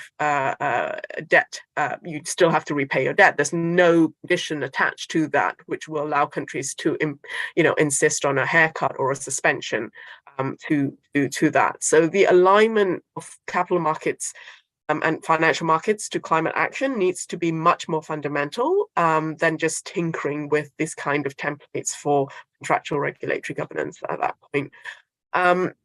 And as I said, the shift to private finance really exacerbates debt vulnerabilities. It's something that South Africa and other developing countries need to really think about. So the private finance to the private sector can shift the balance of the government books, but it's a large contingent liabilities. And, I think the government guarantees, these are all issues that I think we need to think about. The structures of these kind of specific sustainable development instruments, like climate green bonds, for example, like I said, they don't address this systemic vulnerabilities. And we have also seen from our experience with the collective action clauses, which were introduced for sovereign debt instruments, bonds, over the last 15 years, they haven't really made a difference in terms of making a dent in the kind of stability of the sovereign regime, or made, in fact, a restructuring of debt that much more sustainable for developing countries. So contractual mechanisms are problematic as well. So I just want to probably end with a couple of a couple of things, which is policy recommendations, and also kind of like exhortation of how we kind of like link the climate regime with the kind of like international global financial system. My 4 recommendations would be that you need to look at the promotion of financial markets within the JTEP and other sort of financial packages as one source of financing. It has to be embedded within a broader suite of financial options for developing countries, and not substitute for more stable forms. I think Basani kind of like outlined that in her final slide. There are alternatives to kind of the more unstable instruments, and there should be adequate debt sustainability assessments before sovereigns issue sustainable finance securities, because one of the big thing now is that countries should go and issue green and sustainability linked bonds, and I would suggest that countries look into that much more seriously, and do impact assessments before entering into those instruments. And again, issuing of sovereign bonds need to align with country priorities for social, economic development, climate action. Otherwise, what you get is that you will be driven by what investors want to fund, and not necessarily what is in the country's kind of interest to fund, right? And to finance in terms of this transition. There has to be a greater harmonization of ESG standards. There's a lot of greenwashing out there. Apart from the greenwashing, there's also the fact that these standards are being developed in regimes that aren't very democratic or accountable. The more we move in financing to the capital markets, these are the regulations, these are the regulatory arenas that civil society groups in developing countries are not part of. Yet these standards that are going to be developed at these, International Capital Markets Association, at the International Sustainability Standards Boards, those are the standards that will be governing developing countries' access to capital in the future, and will be used in climate risk assessments. It will be used in credit ratings of countries, and I think this is really important that we think about how this is actually quite disenfranchising of developing countries within this. So it's kind of a more broader macro view, I think, that we need to take when we look at these financing options. So I will end with my last slide here, and I apologize if I've taken much more time. If we want, when we look at climate finance, I think it's really important that we look at the alignment of the global financial system with the commitments of the multilateral climate architecture, right? And not allow ourselves to be moved on to these kind of plurilateral mechanisms and packages, because ultimately bring it back to what is the principles governing the regimes, which is principles of equity, CBDR, transparency, accountability, reform of the existing legal and regulatory landscape of international finance. If the finance is delivered as part of a development cooperation package, this needs to be clear. So I'm not clear, maybe Basani can sort of like enlighten me on this, whether or not, the GTEP is going to be part of the, these developed countries' financial commitments under the UNFCCC and the Paris Agreement, or are they going to be delivered and counted as part of existing ODA flow, which would be like, not what we should do. And then they also must meet agreed principles of, agreed principles on aid effectiveness. And then the third thing I would say is that it's really important for climate finance to be part of a broader package of reforms to the current system of global economic governance and international economic law. This really means examining how the choice of financing instruments affects South Africa's commitments under international economic law, how it impacts on the policy space of the government to implement national plans, and really importantly, is it going to impact international investment agreements, trade agreements, and the sovereign debt management and governance? And I think these are all questions that I think we need to ask, not just South Africa, but all the other countries which are entering into these kind of more bilateral deals for climate finance. I think I'll stop there. Thank you. Thank you very much. Thank you so much, Prof. Celine Tan. Very important points that the both of you have raised in your presentations: the need for robust industrial policy and robust social policy, and how the two can complement one another. Monitoring regimes for the JET IP, and how financing must be driven by a country's industrial needs over and above anything else. I'm just going to open it up for questions or any inputs that anyone would like to raise at this time. The presenters are here. They're probably keen to answer questions. We don't have that much time left. So if there are any questions or inputs, I'll just see with a show of hands.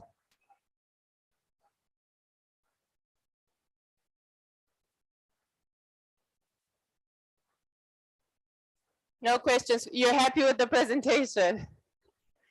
Everything's all good. Oh, I thought I saw.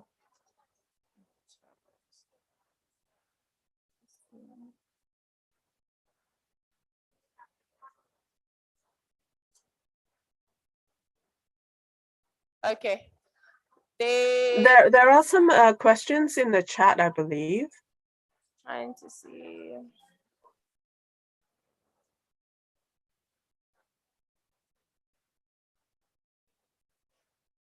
Yeah, they're not necessarily questions to the panelists per se. Are there any questions, colleagues? Okay.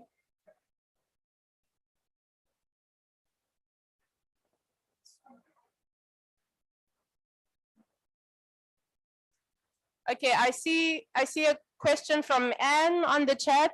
I think you can raise your question. You can talk. I don't really, I had a question. I had a question that I raised in the question and answer session, but I think you said that you would address that. It's really about access to the PowerPoint presentation. I came in late and I've had a very poor and unstable internet connection from Extinction Rebellion, Nelson Mandela Bay, in a rural area. Thanks. All right, thank you. We will circulate all of the presentations. Thank you. I just want to see, there's a hand from Janet. If you could maybe ask your question. Yeah, thanks. I had a question for Basani. She mentioned that the effect of the JET-P financing would be to disincentivize the industrialization of the renewable energy industry locally. I just wanted to ask you to clarify, what do you mean by that? Why would it why would it have the effect of disincentivizing industrialization of the renewable energy industry? Thanks. All right, thank you. And then I see there's one more hand from Tatefinias Malapela. If you could pose your question quickly. My question is on this finance. How is it going to be decentralized to the level of the community organizations? How will the community organizations really benefit? Thank you. Thank you. Okay, that's it in terms of questions, colleagues. We're going to take those questions and give an opportunity to the panelists to probably do a quick response. I'm going to ask you to respond from there, Basani.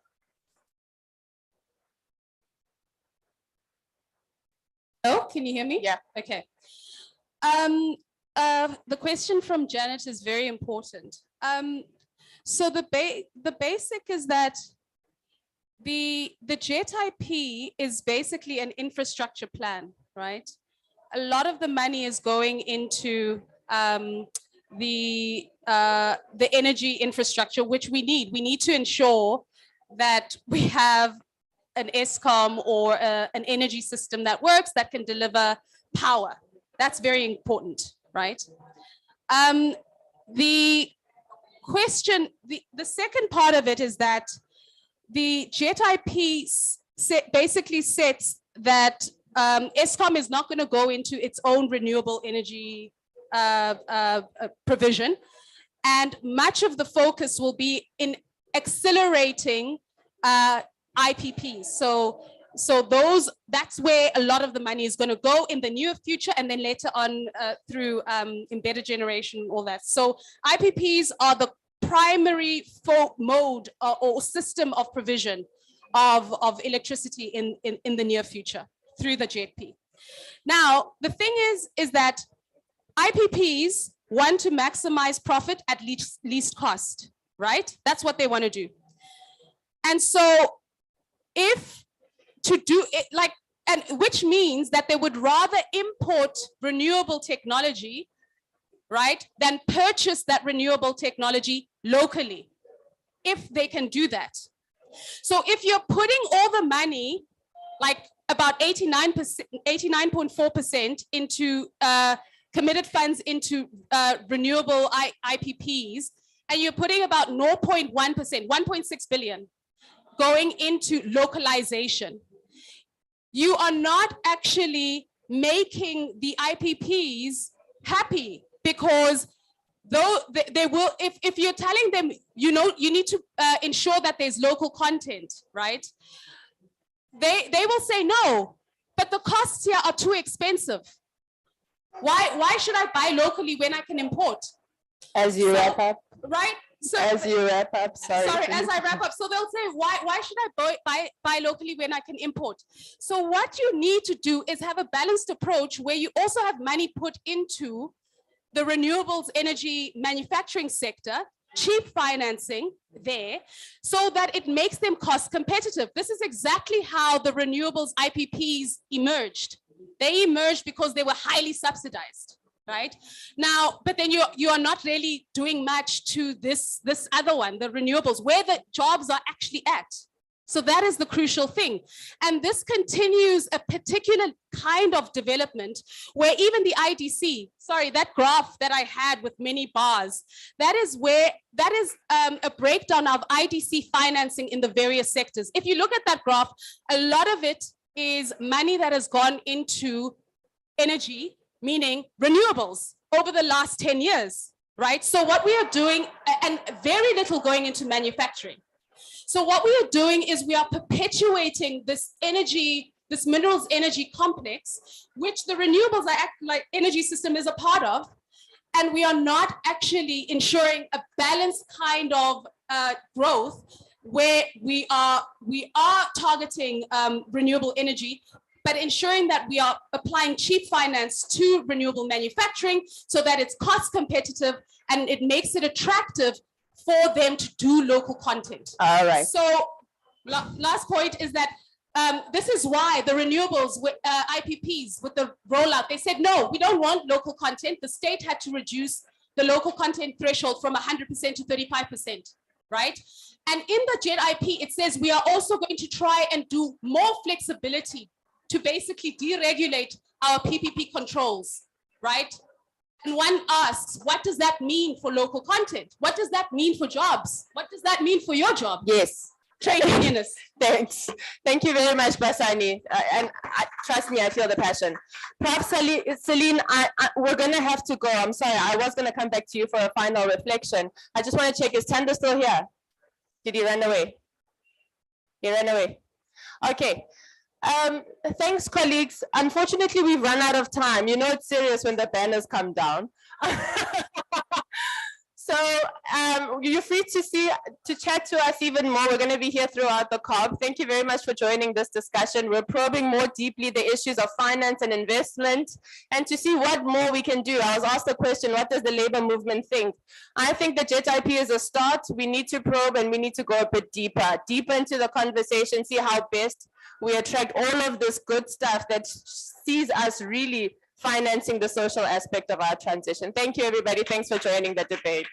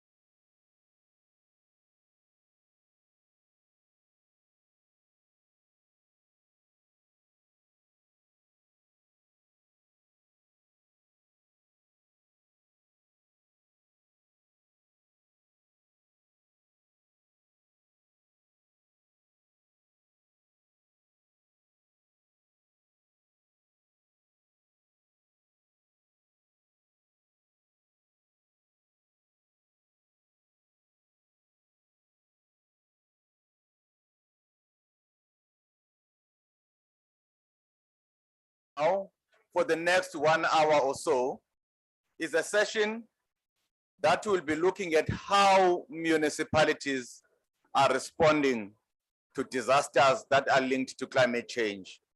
We'll be taking the case of municipalities in South Africa and as well as a municipality in Mozambique. For those, and I would like to welcome our speakers, our panelists, and everyone else who's participating in the session today. This session is co-hosted by SALGA together with ICLEI, and we are grateful to the Department of Environmental Affairs, Fisheries and Forestry that is also hosting us in this platform together with NBI. For those who may have been part of this process 10 years ago, 10 years ago, that is the last time the COP was held in African soil. That was in eThekwini, in South Africa, in KZN municipality. As we approached that COP 10 years ago,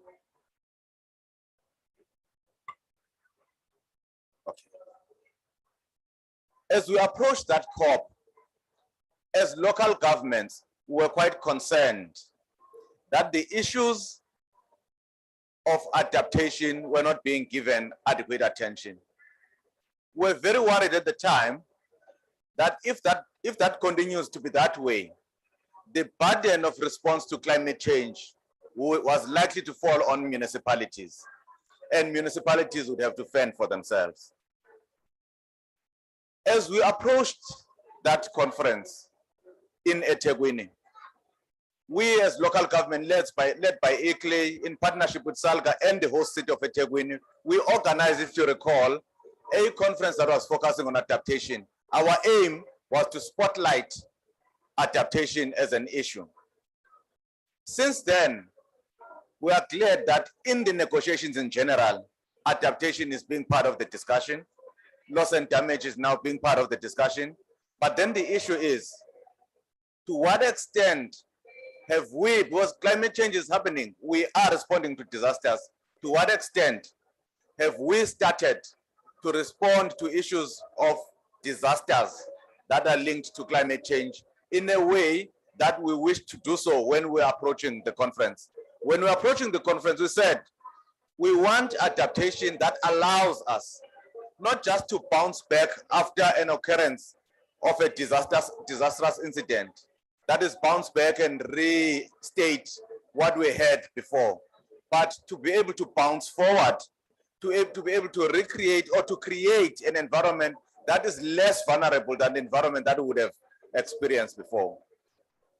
Now, in this session, we're going to use the experiences of some of the South African municipalities and the experience of a municipality in Mozambique to just look at to what extent are we now responding to climate change by way, or responding to climate change linked disasters by way of bouncing forward than just bouncing back. We have a panel today that is made up of the following. One is Councillor Regina Malukome. Councillor Regina Malukome is a speaker of Waterberg municipality in the Limpopo province of South Africa. She is also one of the 10-member committee of SALGA, which is a working group dealing with issues of disaster management. We also have with us Ms. Zama Kuzwayo. Ms. Zama Kuzwayo is from eThekwini municipality. She's currently responsible for the management of programs, long-term strategic planning programs in eThekwini municipality. She will be sharing the experience of eThekwini, which has been hit by a few of the disasters.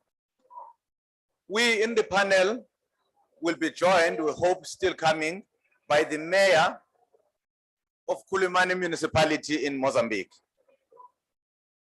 who is Dr. Manuel D. Araújo.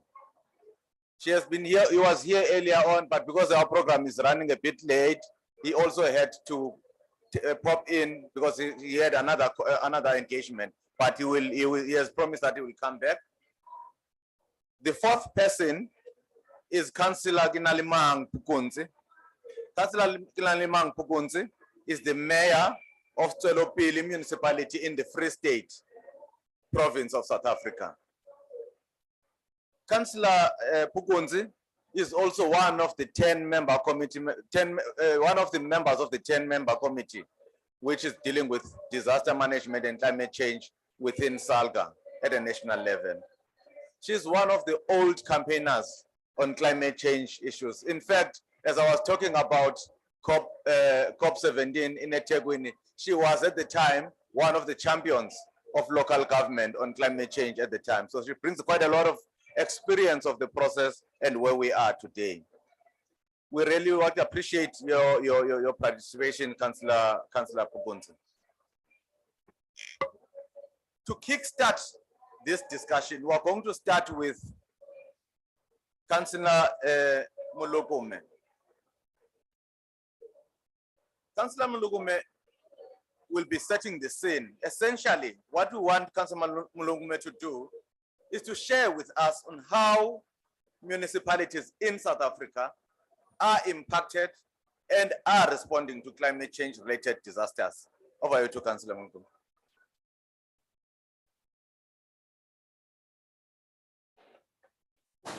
Okay. Thank you and good evening to everyone and the panelists. Indeed, South Africa has experienced severe disaster events that would be linked to climate change.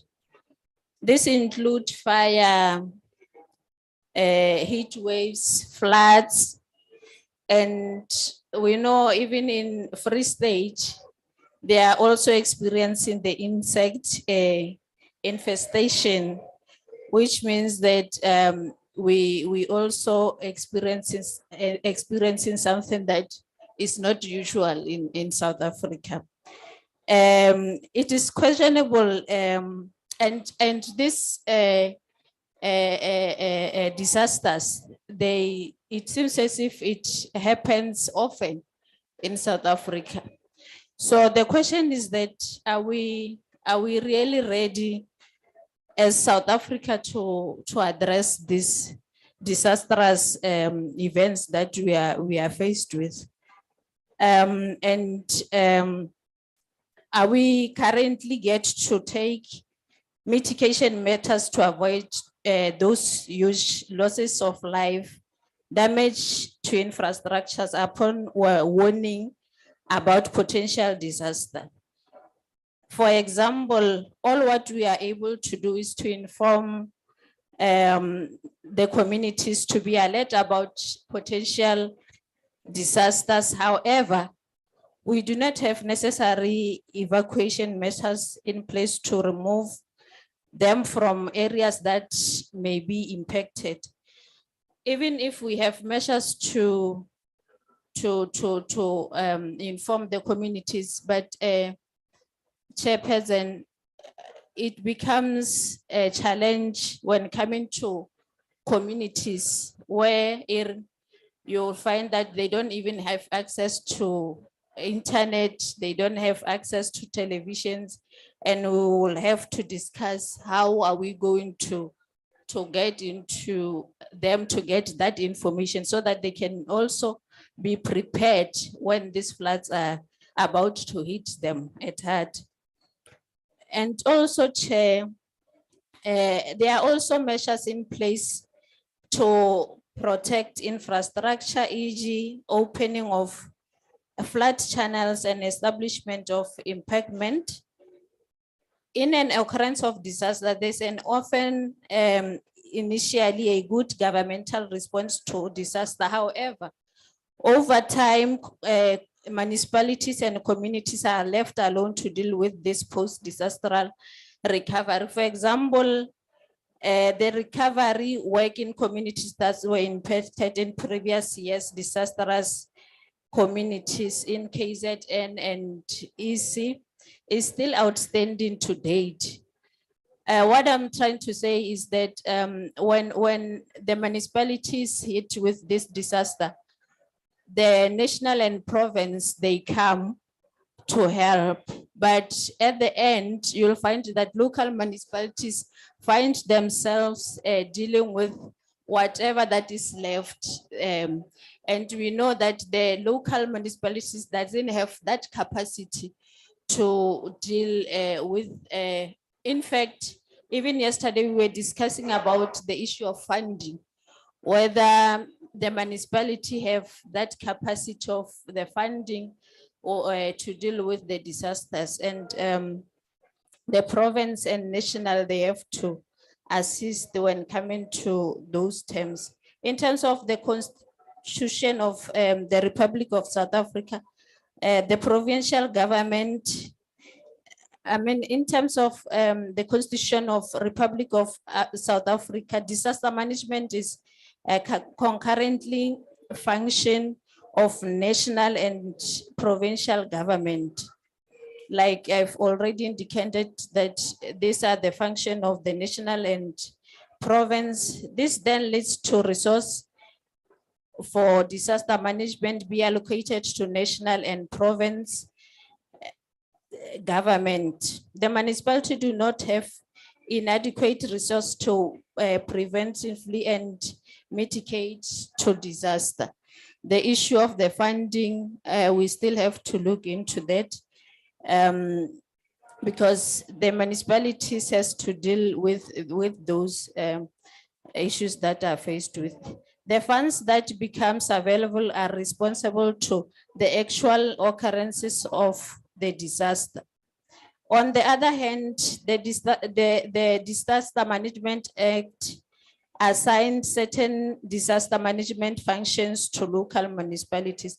And in most cases, these funds that the municipalities has, Chair, it only applies when the disaster has been occurred.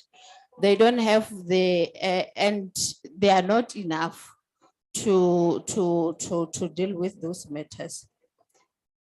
As a result, the disaster management needs to be overhauled to be geared towards implementing measures to prevent and mitigate the likelihood of loss of life and severe damage to infrastructure upon receiving an early warning disaster alert. And we often discuss about the aging infrastructures that we are having in the municipality. So when these funds are available, they must also deal with the this aging infrastructures so that they can, when we are hit with the disasters, we don't experience these challenges. This should include capacitating municipalities to implement emergency, preventive and risk reduction measures. We are looking forward to input from various panelists in order to learn as we get ourselves up to advocate for this deficiency and addresses. Chair, in conclusion, I'll just say the municipalities need to be capacitated. When the national and the provincial government, we know that they have these funds to assist the municipalities, but we have also to discuss about the capacity building, whether we have enough we have enough personnel to deal with these issues in the local levels. And we are looking forward to hear what other municipalities has experienced so far when coming to the issue of the disasters. Thank you, Chair. Thank you very much, Councillor Mlukume. What is coming out of the input for me is that you have a situation where municipalities have to respond to disasters by way of firstly being prepared for likely occurrence and be able to help communities in the event of a predicted occurrence. But they don't have the capability to do that. All they have is support after the event. And that support is for some limited amount of time, and then they're still left alone to assist the communities. Now let's hear the experience of a eThekwini municipality from Usisizama Kuzwayo. eThekwini municipality has been hit by occurrences of particularly floods. How has eThekwini municipality as a metro been responding to this? Over to you, Rizam. Thank you, Chairperson. Good afternoon to all who are here to attend this session. Can I make a disclaimer just to shake up this conversation? I hate the cops. Our presidents, they go and report for themselves about us, local government, because we are the one at the local level doing the action. And they come here and they talk about us. Right now, I am sitting at the side event. The decision makers who are making all these decisions about how we move will not hear my voice, will not hear my story as the city of Durban, because I am the one who feels the heat. I am the one as the city who see the pain and the suffering. I am the one in the city who is frustrated. Now, let me tell you a story about Durban. Durban has been very active in the space of climate change. We had our first climate change strategy in 2005. By the time we hosted the COP like 10 years ago, or was it in 2011? We were already having some programs on the ground. We had a climate change action program that was being implemented. Now, eThekwini again was the first city in Africa to develop and launch a climate action plan that is compatible to the Paris Agreement. We know our vulnerability. We know what needs to be done. Some of you colleagues, because some of you are coming from South Africa, you call us the pilot city, because we are forever looking for answers. We're not sitting. We are always looking for solutions. And by the way, as much as I look for solutions, I don't like looking for solutions that are coming from the developed countries, because the narrative and the situation is not the same. In the developed countries, they're looking for a space to put a tree, and they are willing to go and look for a tree that is from another country that will be less maintenance and that will be efficient in terms of absorbing carbon dioxide. And here in Africa, I'm more concerned of making my city more green, making sure that I still maintain my diversity of species. And those species must be indigenous, of course. I'm not looking for something from another country. So the narrative is different. The situations are different. I like learning from my other African cities because the context is similar. We are still developing. I was hoping that Mayor Emmanuel will be here. I know the gentleman. We've worked together in this movement for the longest time. Before even become a doctor, I only knew in May that he was a doctor.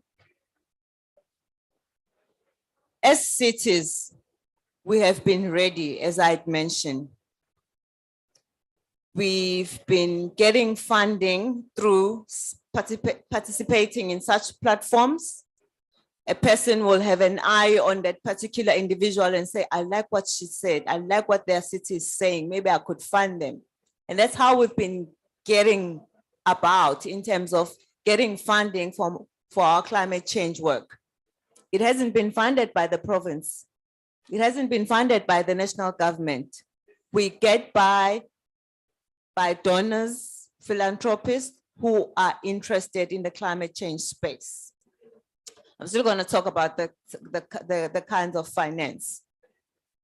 And then in our readiness, we've piloted, we've got funding for producing business cases that will enable us to, get funding in whatever door that we knock. I tell you, that is not happening. When we have to apply for funding, it takes 3 years to apply for funding. What is that? There's phase 1 year, and then you go to phase 2 in 3 years, and then you go to phase 3, and then you are in the final stages of getting funding.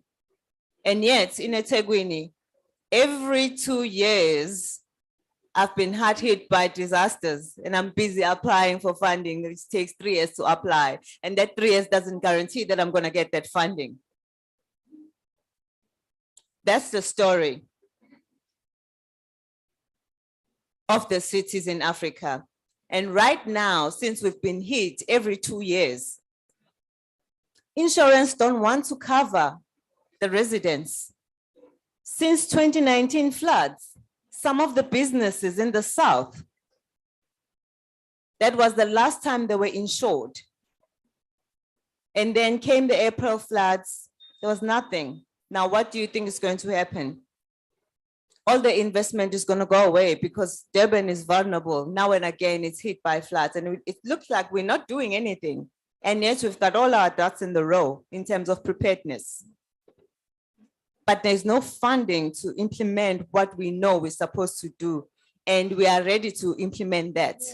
Equally, the ratepayers, they've been affected. And this time I like it because it wasn't only the informal settlements which were affected. Also myself sitting right here, my house was written off. I'm in the middle class, I stay in an affluent suburb. It was written off. That gives you a picture that no one is invincible. No one is immune to the issues of climate change. Now, what's going to happen? They're going to pack away. We're not going to have business in the city. We're not going to have citizens. What is a city without business, without citizens? We're not going to have revenue. That's the story I'm facing as the city of Durban.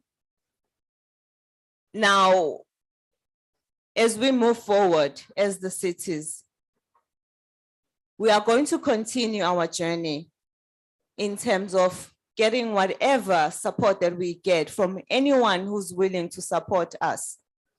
And the provincial government and the national government will follow us, will catch up with us, because we're not going to give up as cities. We are going to continue fighting the burden that is brought by climate change. Chair, I would like to hold it for that. There's a lot I can share. Thank you, Zama. We will probably come back to you in terms of, and after the previous events, what has been done, what remains outstanding, and how will you suggest that we move forward? But for now, let's go to Councillor Pukunzi. Councillor Pukunzi, in the Free State, we know that we have experienced also there different forms of disasters, including, as mentioned earlier on, infestations of locusts that are related to the changing climatic conditions. We have also experienced floods. We've experienced fires. I think all of these are impacting in the main on the agricultural sector, which is one of the key economic sectors of the Free State. As a mayor in one of the municipalities in the Free State, given these experiences, what would you say would be the best way to plan and respond to these devastating events? Thank you, Mr. Kolisa. Good afternoon to everyone that is present here today. I think the first thing that one has to say is that as government in South Africa, we are not working in silos, we are working as collective governance. We have got 3 spheres of governance that speaks to each other. Maybe one thing that one would say is that our cycle of budget are the ones that are differing. At local government level, our cycle starts in July. At the provincial and national government level, the cycle of government starts in April. That's where we need to start. But all of us, we've got the responsibility to take care and take responsibility for the communities that we are serving as government. Now, let me go to the question in connection with the Free State. In respect of the insect infestation, we should have mobilized science to advise farmers to be better prepared in terms of their agricultural practice. What do I mean by that is that we as local government, we've got the responsibility to render services in an effective and efficient manner to those communities. Everything boils down to local government. Now, in the processes of us preparing our IDPs, working together with province and national, we should have looked into science because we are not better prepared as local government to have people that are scientists that will be able to better to advise our local communities. So we should have bring in science to say, in everything that you are doing as farmers, just change the format of doing things.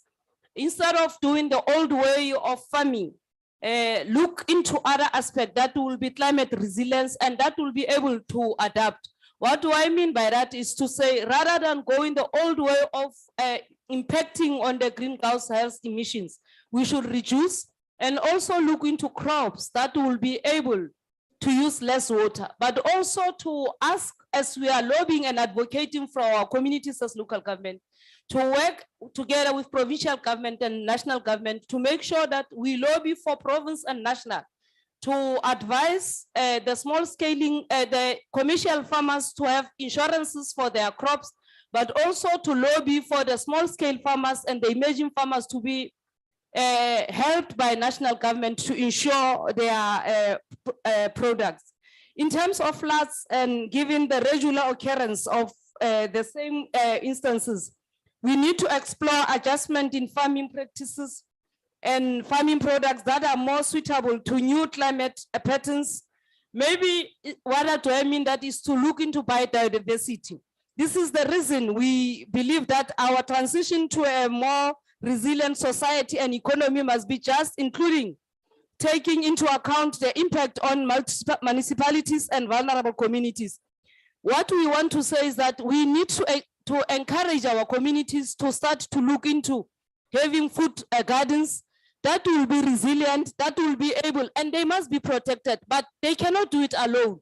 We as local government, we must protect those gardens, we must protect those food gardens, working together with our national government. We cannot come here and lament government. We also as local sphere of government have a responsibility to play. We've got a role to play working together because no one must blame any other person. We are here to make sure that we find better solutions for everybody. Working together, we are going to be able to do more. We will be able to put our own municipalities because at the end of the day, everything boils down to communities.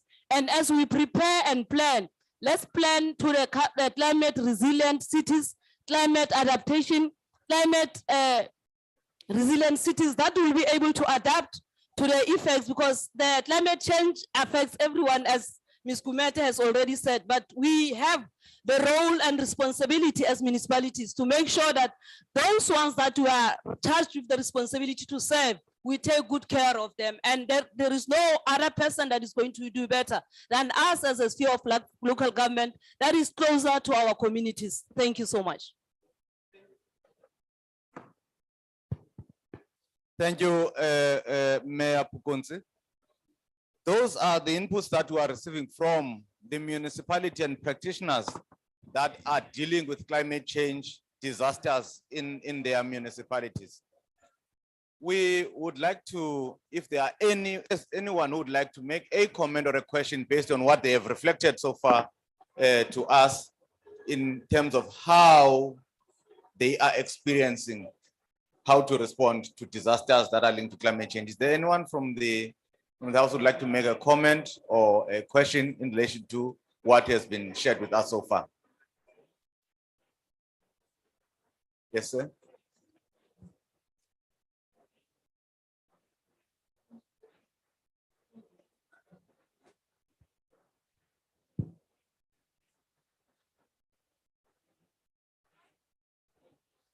I'd be very interested to hear from the panel. Can you please introduce yourself? First? Sure. My name is Ron Richmond, Chief Actuary of Mutual Insure.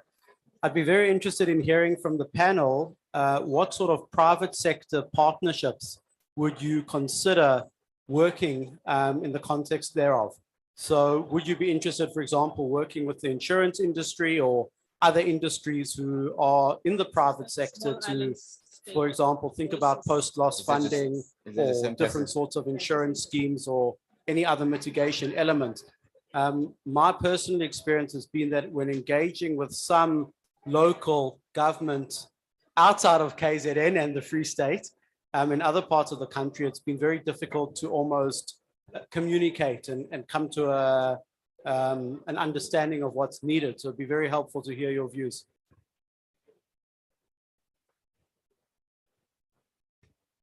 Thank you. There's a comment as well. Panelists, if you may just take note of the questions we'll come back to. My name is Matalan Ntombela, House Chairperson, International Relations, National Assembly. It's not a question per se, it's just a comment on the issue of funding. The 145th IPU Assembly held in Kigali, Rwanda recently, Pakistani made a proposal that a creation of global fund be made to finance vulnerable countries affected by climate change disasters. I am saying now that the issue addresses that, motion addresses what has been said here, I wanted to suggest that COP27 looks into the pushing, that this motion be pushed to an extent that it should be accepted worldwide to create a global fund to address disasters of the nature that have occurred in KZ and in the Free State and the Eastern Cape in South Africa, in other countries as well, of course. Thank you very much. Thank you. A suggestion of a global fund to respond to disasters for vulnerable countries. We have, before we go to the questions and the comments further, we have now been joined by a colleague, Jeremy Raguain. Jeremy Raguain is from the Alliance of Small Island States. He's a fellow from Seychelles, and also he is also in the Seychelles mission to the United Nations and an advisor in respect of that. We invited him also to share with us their experiences, because many of the small island states have been hit by disasters, to share with us how these particular island states, which have been experiencing regular extreme events, and what has that taught them as nations in terms of how to plan and respond. So we want to just hear from those who have in their lives been impacted much more than we are learning to deal with. What lessons can we learn from them? Over to you, sir.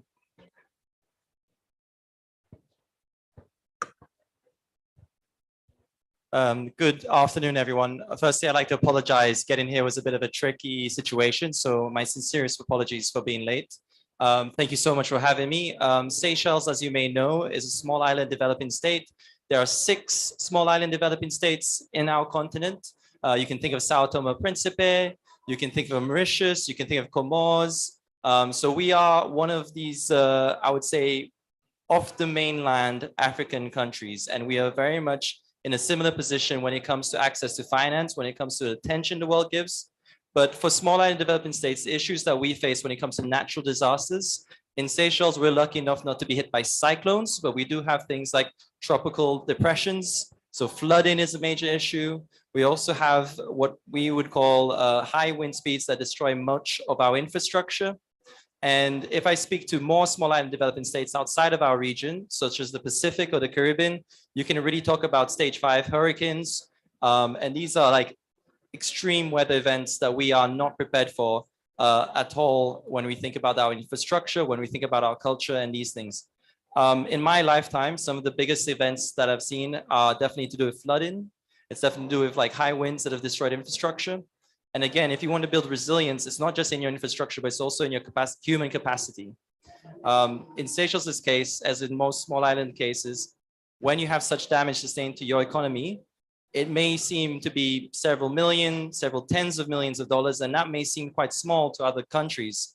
But when you start thinking of it as a percentage of your economy, it can lead up to 10, 20, 50%. In the case of the Dominica in the Caribbean, they experienced a hurricane that in several hours reduced the wrote off about 224% of the economy overnight. So can you imagine whether it's South Africa or another country losing 224% of your GDP overnight? So when we're thinking about these kind of lessons learned, we need to think about what is in place so that we can push back. I think what I had just heard about a global fund for disasters. A lot of what's been discussed in this COP is about the establishment of a funding mechanism, a funding arrangement for loss and damage. Loss and damage for us is not an issue of reparations. It's not an issue of compensation per se, but it's about understanding that these effects of climate change that are not caused by the most vulnerable, that are caused by the most responsible state. 7 countries are responsible for 67% emissions. We are taking these impacts and they're going to our taxpayers. They're going in losses and damage that exceed economic value in things like culture, in things like lives. So our lessons are still being learned. We're still finding a way to deal with these issues, but it's one that it's not been solved yet. And we really require international cooperation, and we really need a lot more attention being brought to this situation. There's certain countries, again, I'll refer to Dominica, who have put out policy that they want to be the first hurricane resilient country in the world and really move towards climate resilience in a whole. And they've started that framework. So I highly encourage you to think about or check out small island developing states, because we're dealing with lots and damage on a scale that many of your countries will also be dealing with if we allow mitigation and adaptation measures not to be met as they should be. Thank you so much. Again, apologies for my lateness.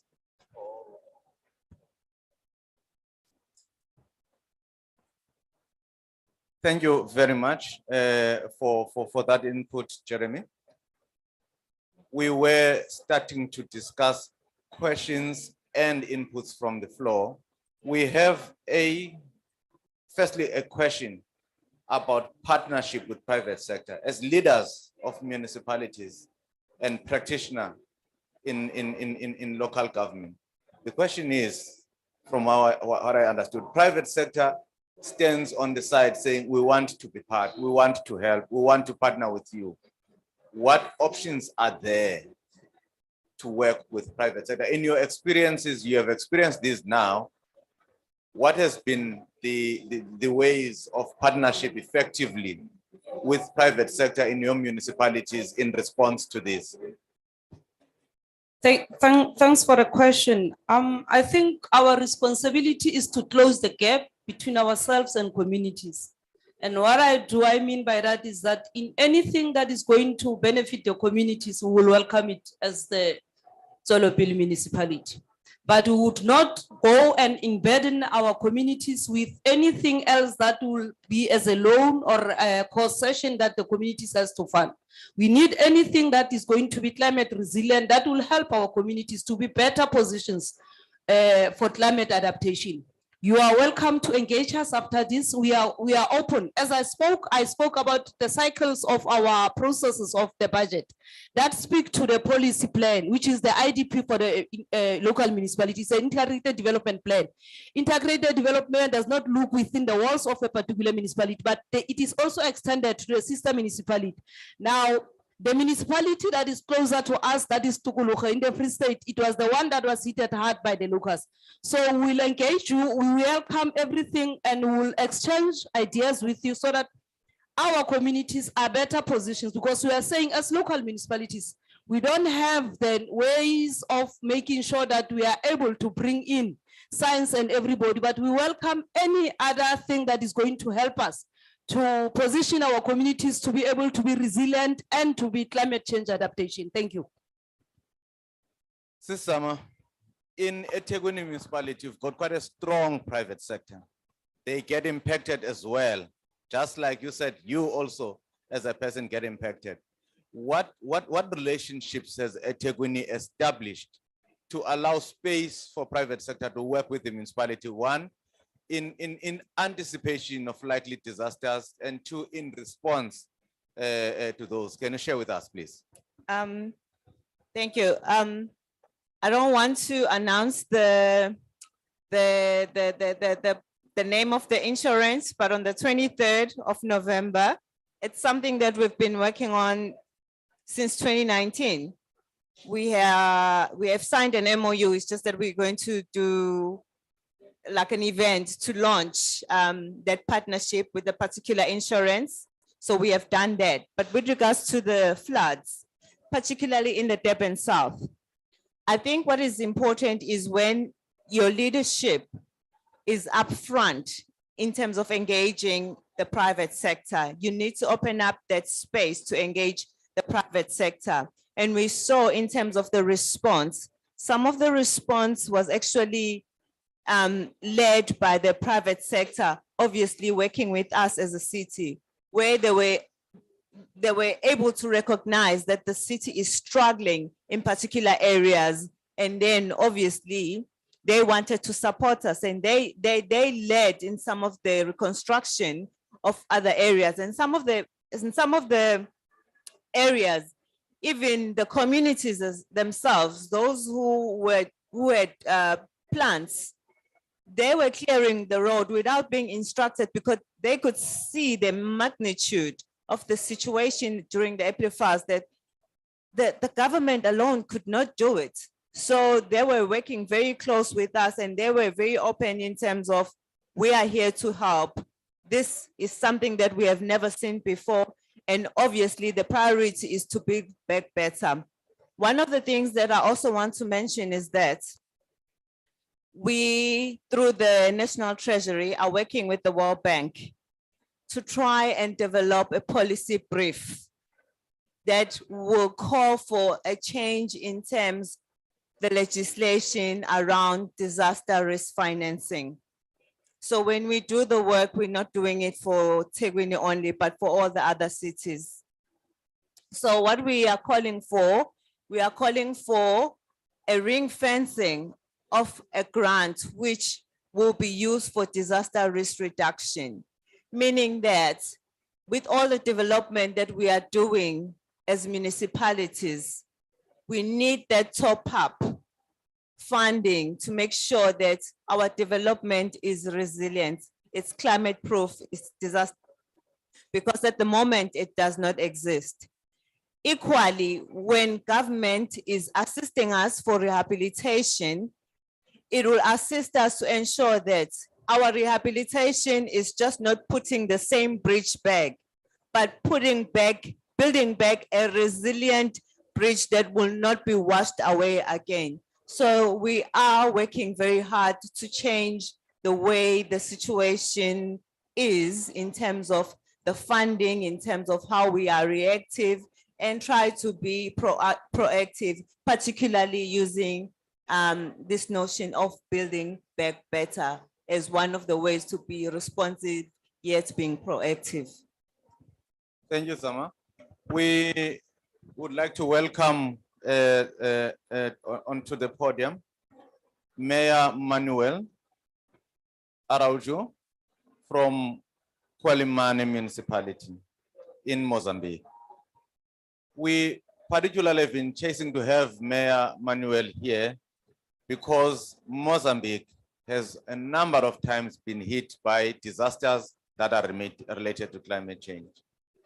What Mayor would like you to share with us is how these have taught you as a municipality and probably as a country in terms of preparing and responding in anticipation of climate disasters. Can you please share with us? Welcome on the podium. Well, thank you very much. I want to apologize for coming a bit late to the session. Other engagement took me longer than this. When there are two sets of things that we learn. Some are positive and the other ones, unfortunately, are negative. And I want to start with the example of Cyclone Idai, which was the worst cyclone that hit Mozambique in the past, I would say, 50 years. First of all, to say that in the last 10 years, Mozambique was hit by more than 15 cyclones. And also the number of cyclones have been increasing. Not only the number, but also the intensity and the kind of damages. Those are two aspects that we need to retain. So when Cyclone Idai hit one of the cities of Beira, which is the second biggest city of Mozambique, Beira, it left it 90% destroyed, according to UN data.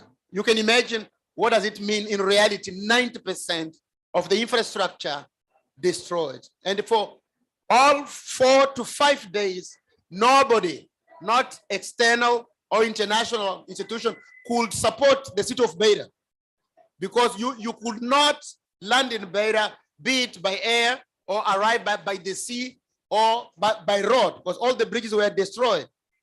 So it was the mayor and the local government which had to do whatever they could.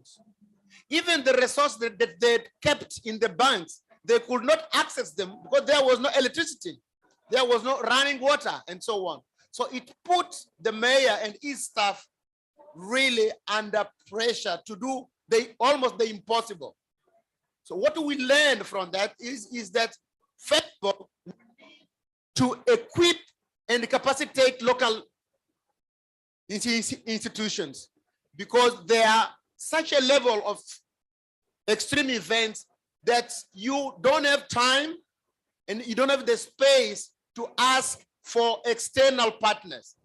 Most of the times, the most qualified and trained people sit either in the provincial capitals or at the national levels. It's important to decentralize, to put capacity in different places of the country so that, or in the most vulnerable places, so that if situations like these do happen, then you have got the minimum possible resilience to act.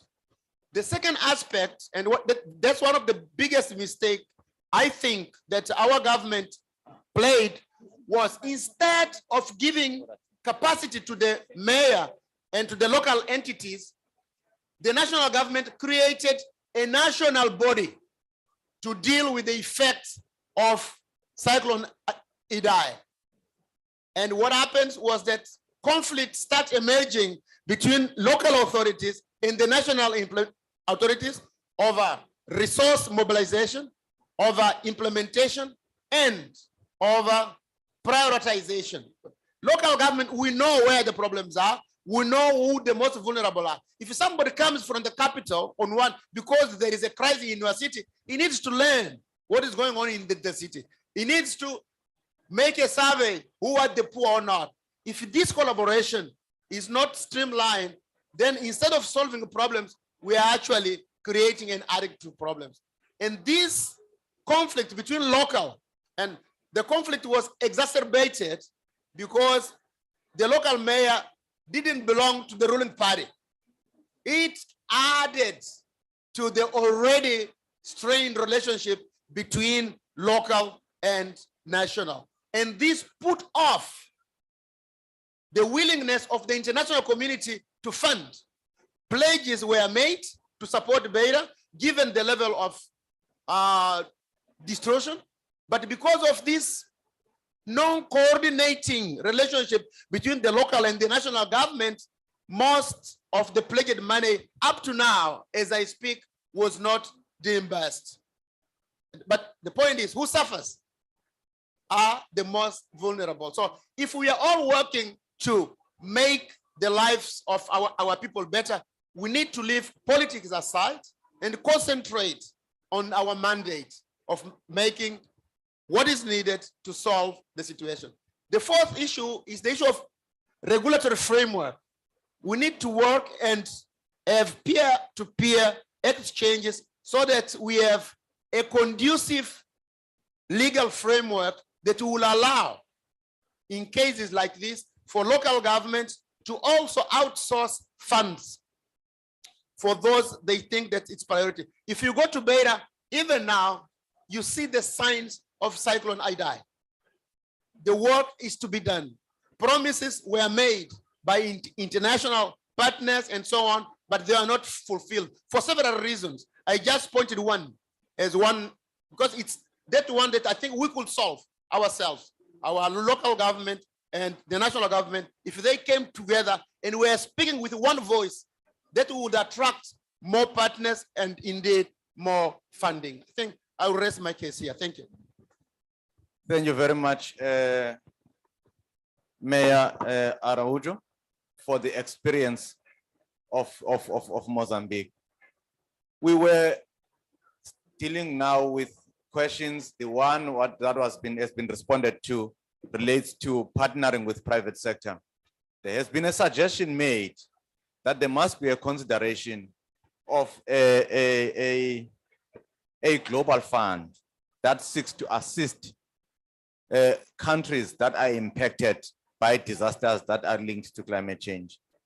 There's also been a suggestion made that is coming from eThekwini, that eThekwini is working on as a policy suggestion that is about having a disaster risk reduction funding mechanism that will help municipalities in the case of South Africa to be able to respond or to be able to anticipate and reduce the risk firstly in their infrastructure, that we know now that the infrastructure that we have on the ground was not designed for the current climatic conditions. So we need to deal with the risk associated with that. But also when we have experienced events such as the flooding, so as to avoid restating exactly what we used to have, but to build better. There is a cost associated with that. That when we build, we have to go for infrastructure that is better roads elsewhere than where they were, better flooding management and so on, flooding management systems and so on. That comes at a higher cost to the municipality. Hence, eThekwini is saying we need to be considering a disaster risk reduction grant or funding mechanism that would deal with that, so that we don't every time have to be as vulnerable as we are. That's the second point that I think for me came across here. The third point that I'm hearing that came across is that the current institutional arrangement that keeps disaster management, particularly from the point of view of reducing vulnerability, one, and secondly, from the point of view of being able to preempt and respond when there's a likelihood of an incident happening, that not being a decentralized function. And the only decentralized function is then the response at the end. When something has happened, the function then becomes the function of municipalities or local governments, being to facilitate the response at the end by way of applying for funds. Also to say, we now have a disaster, can you please help? And then there's a process of applying for funds. It's something that needs to be looked at. The experience of Mozambique is telling us that in order for us to be ready and prepared, we need to have all of these responsibilities localized and resourced at a local level in order for a response to happen immediately. As things stand in our country, both in terms of the constitution and the funding. The responsibilities lie at provincial and national government. I think Mayor Kinalimang, Mayor Speaker from Waterberg has mentioned that point, that currently this responsibility, as Speaker Mulugumu said, is a responsibility of provincial and national. There's a need. I'm very glad that we have parliamentarians as well here. There's a need to rethink that a particular responsibility is something that is coming from here today. I don't know if maybe from the floor, as we move towards closing, because our time is about to come to an end, if there are additional interventions that, having had the discussions today, you think that are interventions that we need to be adding in our thinking about being prepared to respond to climate-related disasters. There's a hand there. Good afternoon, everyone. My name is Thabo Sibego from AdLife Africa, South Africa, Johannesburg. I'd like to thank the speakers for having to share with us the experiences that they had in terms of climate response. But from where I'm sitting, I think one of the points of departures for climate change response, particularly in local communities, is education and awareness, which is actually one of the things that is lagging in local communities in South Africa, perhaps across the globe as well.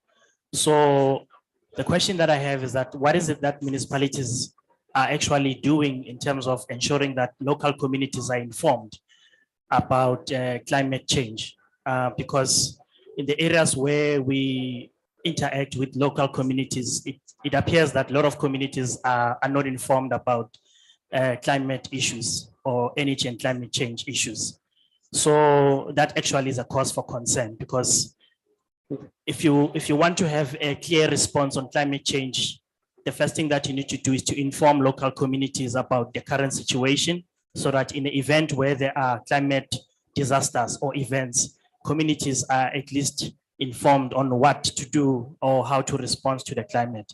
So I was actually also about to speak about the infrastructure, but you've actually touched on that to say that local municipalities are actually struggling with infrastructure and also capacity of emergency services to respond to climate situations. Incidences like floods in local communities, emergency services are actually struggling to respond. The turnaround response period, it actually drags long, which actually makes people even more vulnerable to the disasters, because it makes it even impossible for the emergency services to actually gain access to those areas where the climate has actually hit the hardest. So, but my primary question is that what is it that municipalities are actually doing to inform local communities about climate change? The last question is, I had one of the speakers talking about funding, that they are struggling to access funding.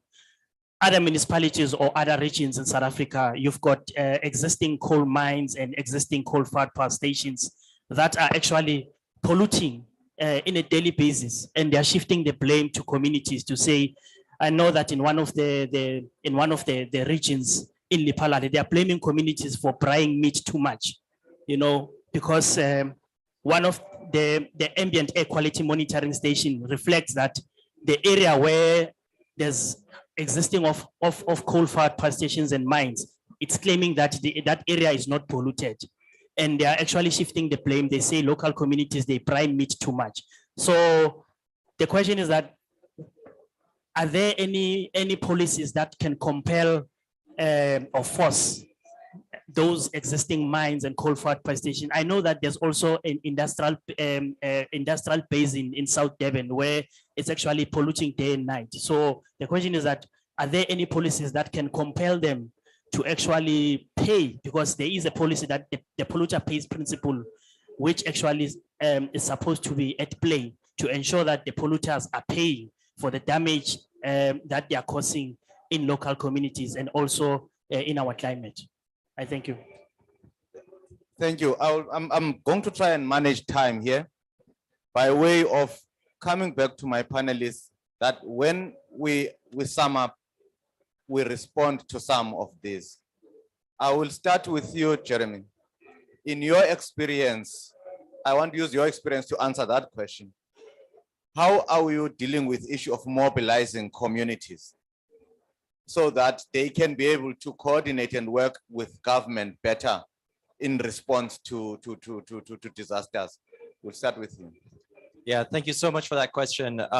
Speaking more as a global shaper with the experience of being a youth volunteer, just to put it out there, global shapers are between the ages of 18 and 30, and they have about 500 hubs around the world, 15,000 youth, 18 to 30. Myself and 20 other youth in Seychelles got together and applied for a grant of $50,000 from the UNDP, small grants program, and worked with about 15 different departments, NGOs, academics, to create the Environmental Youth Leadership Program. And you've heard that small island states and various other vulnerable countries, we're definitely the victims of climate change, but we do not want to just be seen as the victims of climate change.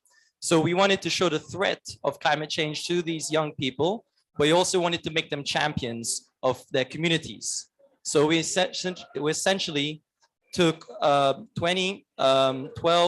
to 14-year-olds in its first iteration on a 4-week experience of basically not just workshops, not just the usual way of educating kids, but going out to their leaders, finding their networks, getting them to ask the right questions and build their soft skills as well as their hard skills to engage with the network around them, to understand how exactly vulnerable they are, what solutions their government is taking, what solutions their government is not taking at a local and a national level, and even start to introduce them to the international action or inaction that is there or not there. So the Environmental Youth Leadership Program was something where we really wanted to show the vulnerability, but also the capacity that kids have and youth have. And the idea is that in this next year, we'll be moving more into the teenagers who have even more capacity. But just to add as well, the last 2 weeks of this Environmental Youth Leadership Program was really a case where we gave all these empowered, capacitated youth the ability to pitch their own projects and deliver those projects with a small amount of financing. And this went into not just the usual mangrove planting, the usual beach cleanups, the usual awareness raising. It actually went into a lot more. How do we get our community to understand the problem? How do we get our community to really take action together so that it's not just the usual things, it's also the thinking out the box kind of measures. So these are ways of being preventative, and by understanding how vulnerable you are, you can also lead action when things go bad. Thank you. Speaker, what would be your take home having heard all of this that has been shared here today? Yeah, thanks, Chair. I think we have heard all the challenges that the panelist has indicated, and the comments and what the communities are crying about in terms of the consultations. And because we don't work in silos. If you can remember, in South Africa, we have the DDM that is addressing the issue of the spheres of governance that is working in silos. So we are trying to address that. Those issues of funding, the issue of aging infrastructures that are mentioned, even in South Africa, we're experiencing that. But as three spheres of government, if we can work together, we'll be able to address that. And also the issue of the communities, Chair, in terms of the participation, how are we informing them when we are, there are some challenges in terms of the disasters. I think the issue of the public participation in our municipalities, we must just take them serious. And whatever that we are experiencing and the planning in terms of the IDPs, and I'm glad that the question of the triple PEE was also mentioned. And the other speaker, he also mentioned the issue of the mines that is polluting our, and we have, they also have the SLPs that they must assist in terms of how do we eradicate and reduce the issue of climate change. So we have noted the issues that were raised, and we believe that when we go back, we'll come up with the better solution on how we are going to reduce and eradicate these issues. Thank you. Thank you very much. We unfortunately have run out of time. I really would have wanted to come back to some of the panelists, but we have extracted a lot, in my view, from the experiences of other countries and what it means in terms of policy and practice in South Africa. And this is what we will digest as SALGA and say, how do we take it forward in our advocacy on behalf of local governments? Thank you very much for your participation in the session today. Thank you.